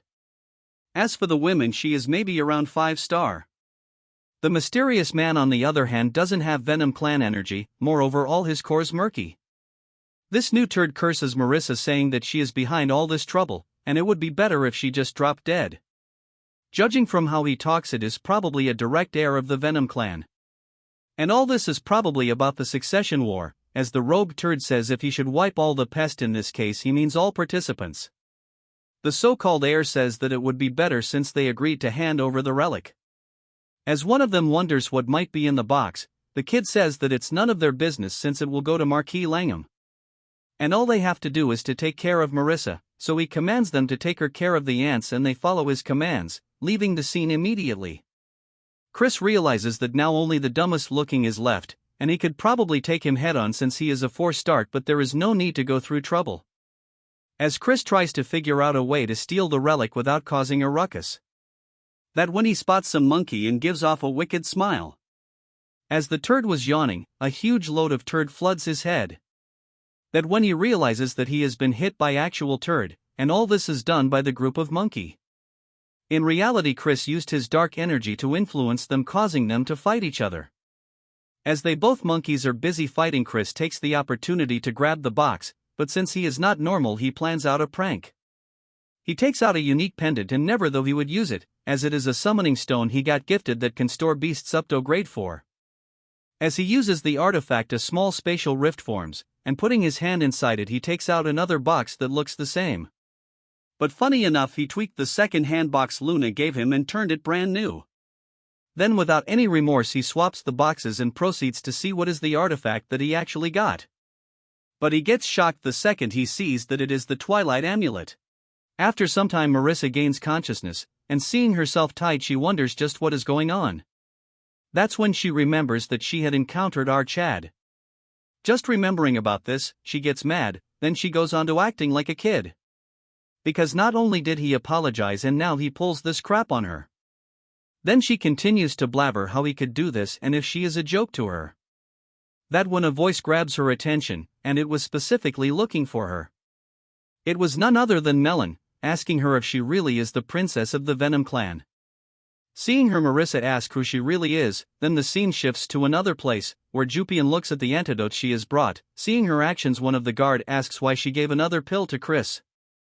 Even she wonders why did she bother trusting him. A member tells her that she has checked this side and it is all clear. She asks her assistant if the far side is still being searched, he agrees saying that they are coming this way, yet he wonders if Chris will be alright, and Jupian starts creating scenarios in her mind. But she is confused since he took off on his own accord, so what can he expect her to do? That's when a voice grabs her attention, saying that they have found the relic. As he hands her the box, she says that it took longer than they had anticipated. Nonetheless, they beat the Venom clan to it. Since the mission is complete, she orders everyone to regroup at Lunkus Canyon. As the group continues to move the relic first, one of them tell her that they found the relic doesn't mean they beat the Venom clan. She thinks about Chris, wondering if he is dead. So she orders Squad 1 and Squad 2 stay back and search for Chris. The red turd curses our Chad, saying why they should bother. She says he might be a pain, but he is a blood from the main house, so even if it is his corpse they need to bring it back.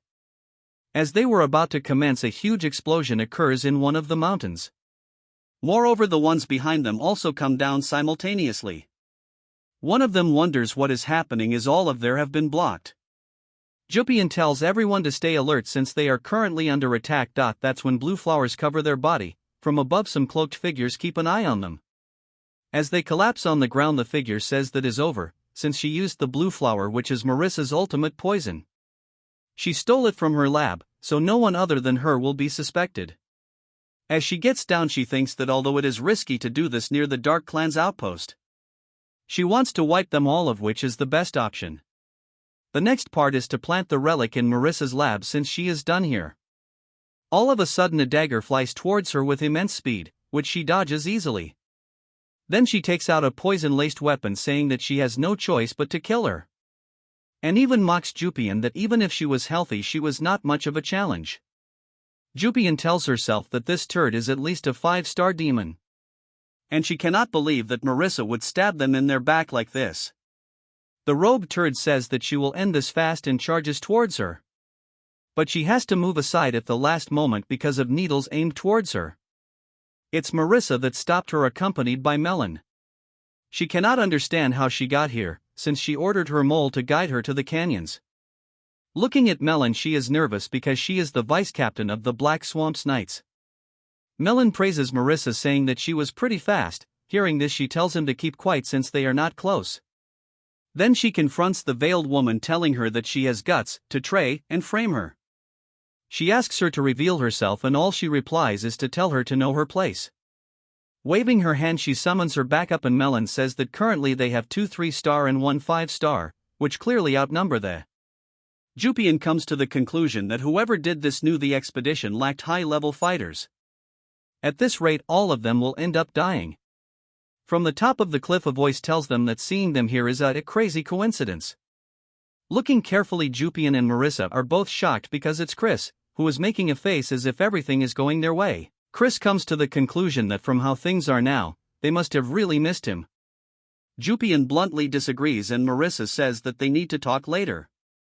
The cloaked retard says that it's all touching and emotional before he dies. Telling them if they think they stand a chance just cause one weakling showed up. Marissa thinks to herself that as much as she want to deny it, what she said are facts. Once someone reaches 5 stars, their whole being begins to change like shedding skin. Even the 4 of them combined would not be able to take her down. That when Chris says that she is getting for being a mere 5 stars. As he puts his hand in a portal, he says that it makes sense since only a fool would cook up such a plan. Chris calls for all of them and tells them to catch, throwing in 3 artifacts. Although Jupian and Melon were their ones, Marissa is in shock because of her one looks.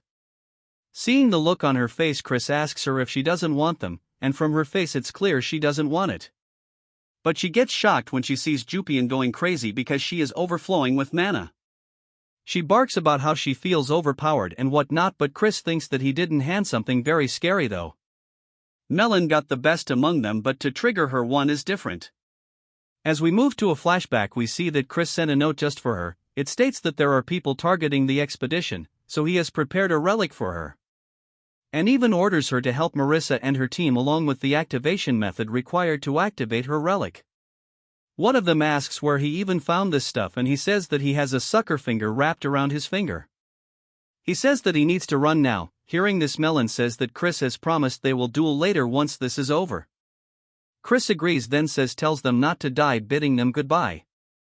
Marissa asks him if he is not going to fight with them, but taking a second look, she is surprised that he is nowhere to be seen. As he was about to curse his, Jupian says that he probably has a plan, and she got that feeling too. Seeing her glowing face, Marissa wonder why she is defending him. Moreover, she has a dreamy look in her eyes. The arrogant turd says that a few toys won't harm her, as she release a wave of poison energy. Jupian is tensed since she released black steel chi. It is a destructive force only those who have reached 5 stars can wield. As Melon points her swords towards them, she says that Chris previously told her that star ranks don't determine the outcome, and the arrogant get destroyed because of their arrogance. Jupian also agrees, saying that these guys who relies on strength only, she always wanted to crush them with raw power. Melon tells them to follow her as she will lead the charge. Jupian tells Marissa to get going, but she is still shocked over her relic. But out of option, she wears the frog-shaped headband ready to fight. Jupian on the other hand throws a bet about who will take out their opponent first. Melon says that she will be fighting the cloaked turd. Hearing their conversation, she gets pissed, throwing poison needles, which Melon easily blocks. But because of her greater mana, she easily gets behind her and launches strike that overpowers her. She thinks it's not bad and creates distance, launching more attacks that eventually injure her. Then this turd proceeds to roast her, saying that she is nothing but a bug, and the Black Swamp Knight are all trash. Melon, although nervous, tells her that if she really is 5 stars, since it felt like a tickle. This pisses her off, and as she charges towards her, she grabs onto her face, releasing a curse right at her face. She cannot understand how a 4-star curse is affecting her.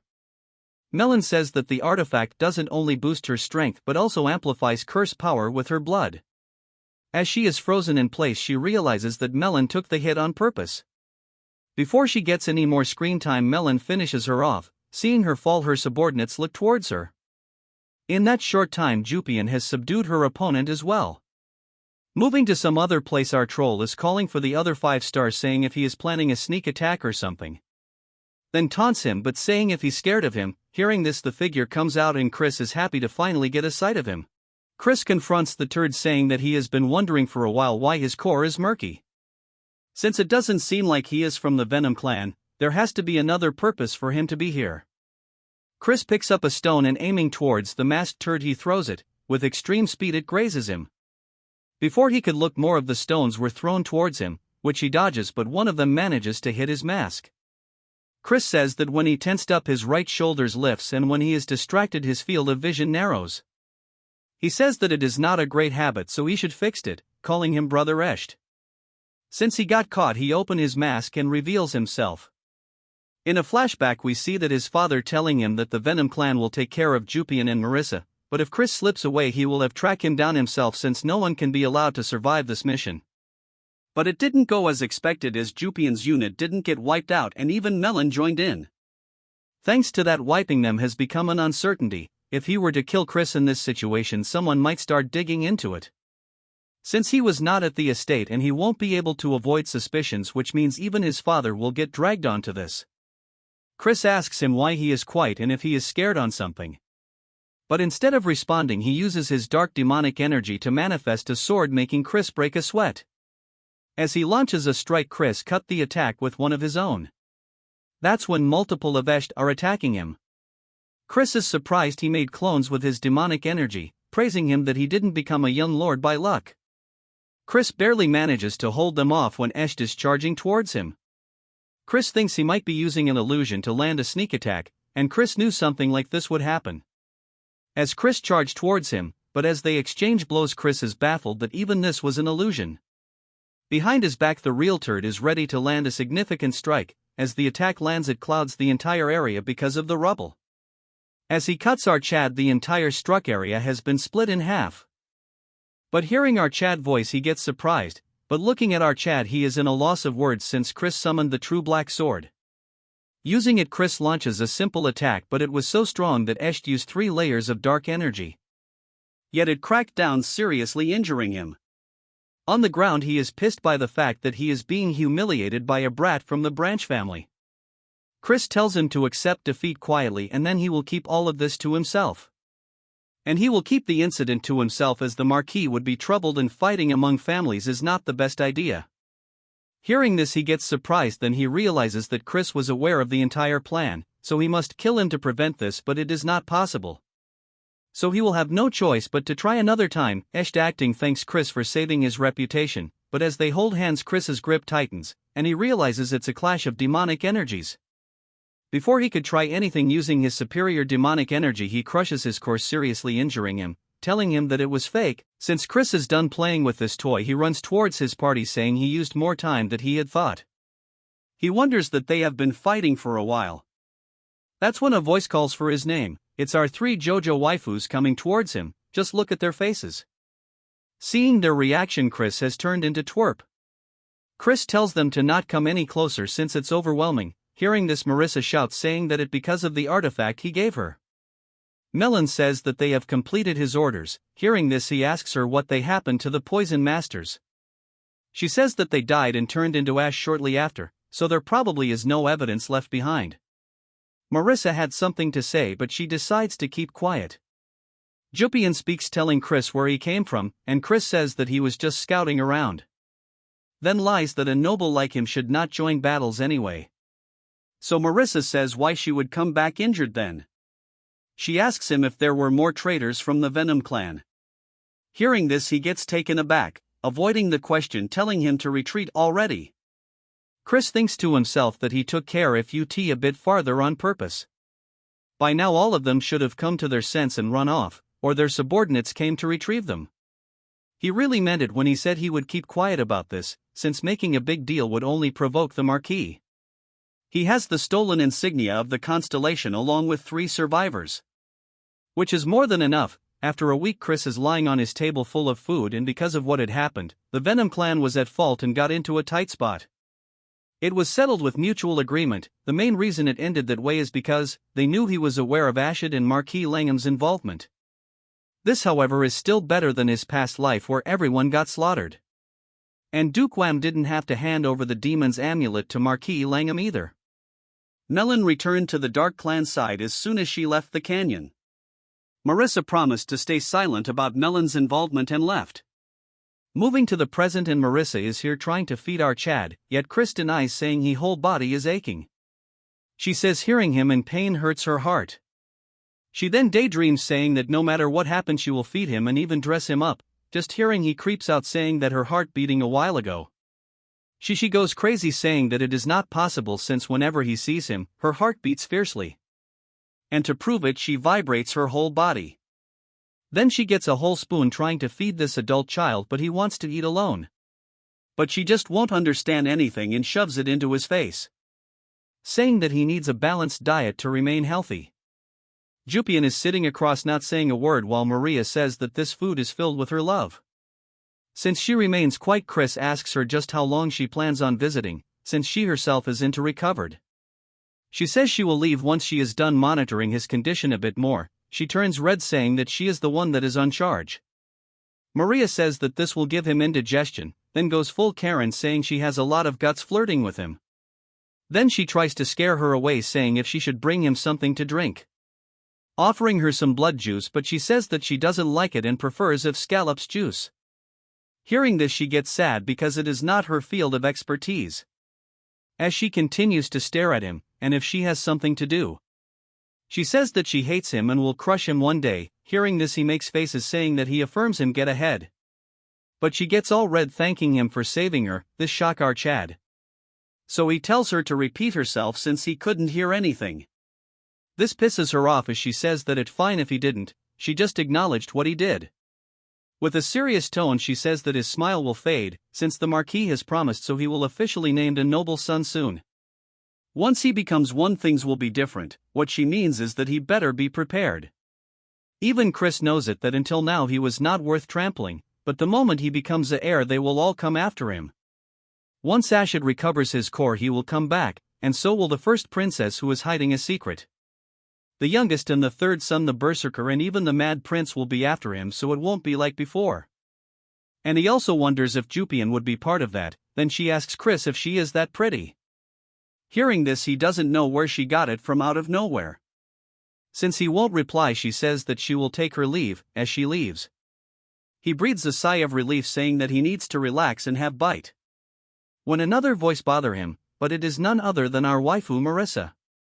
This concludes this part 1 was super sick. Make sure to comment Chad quicker parts.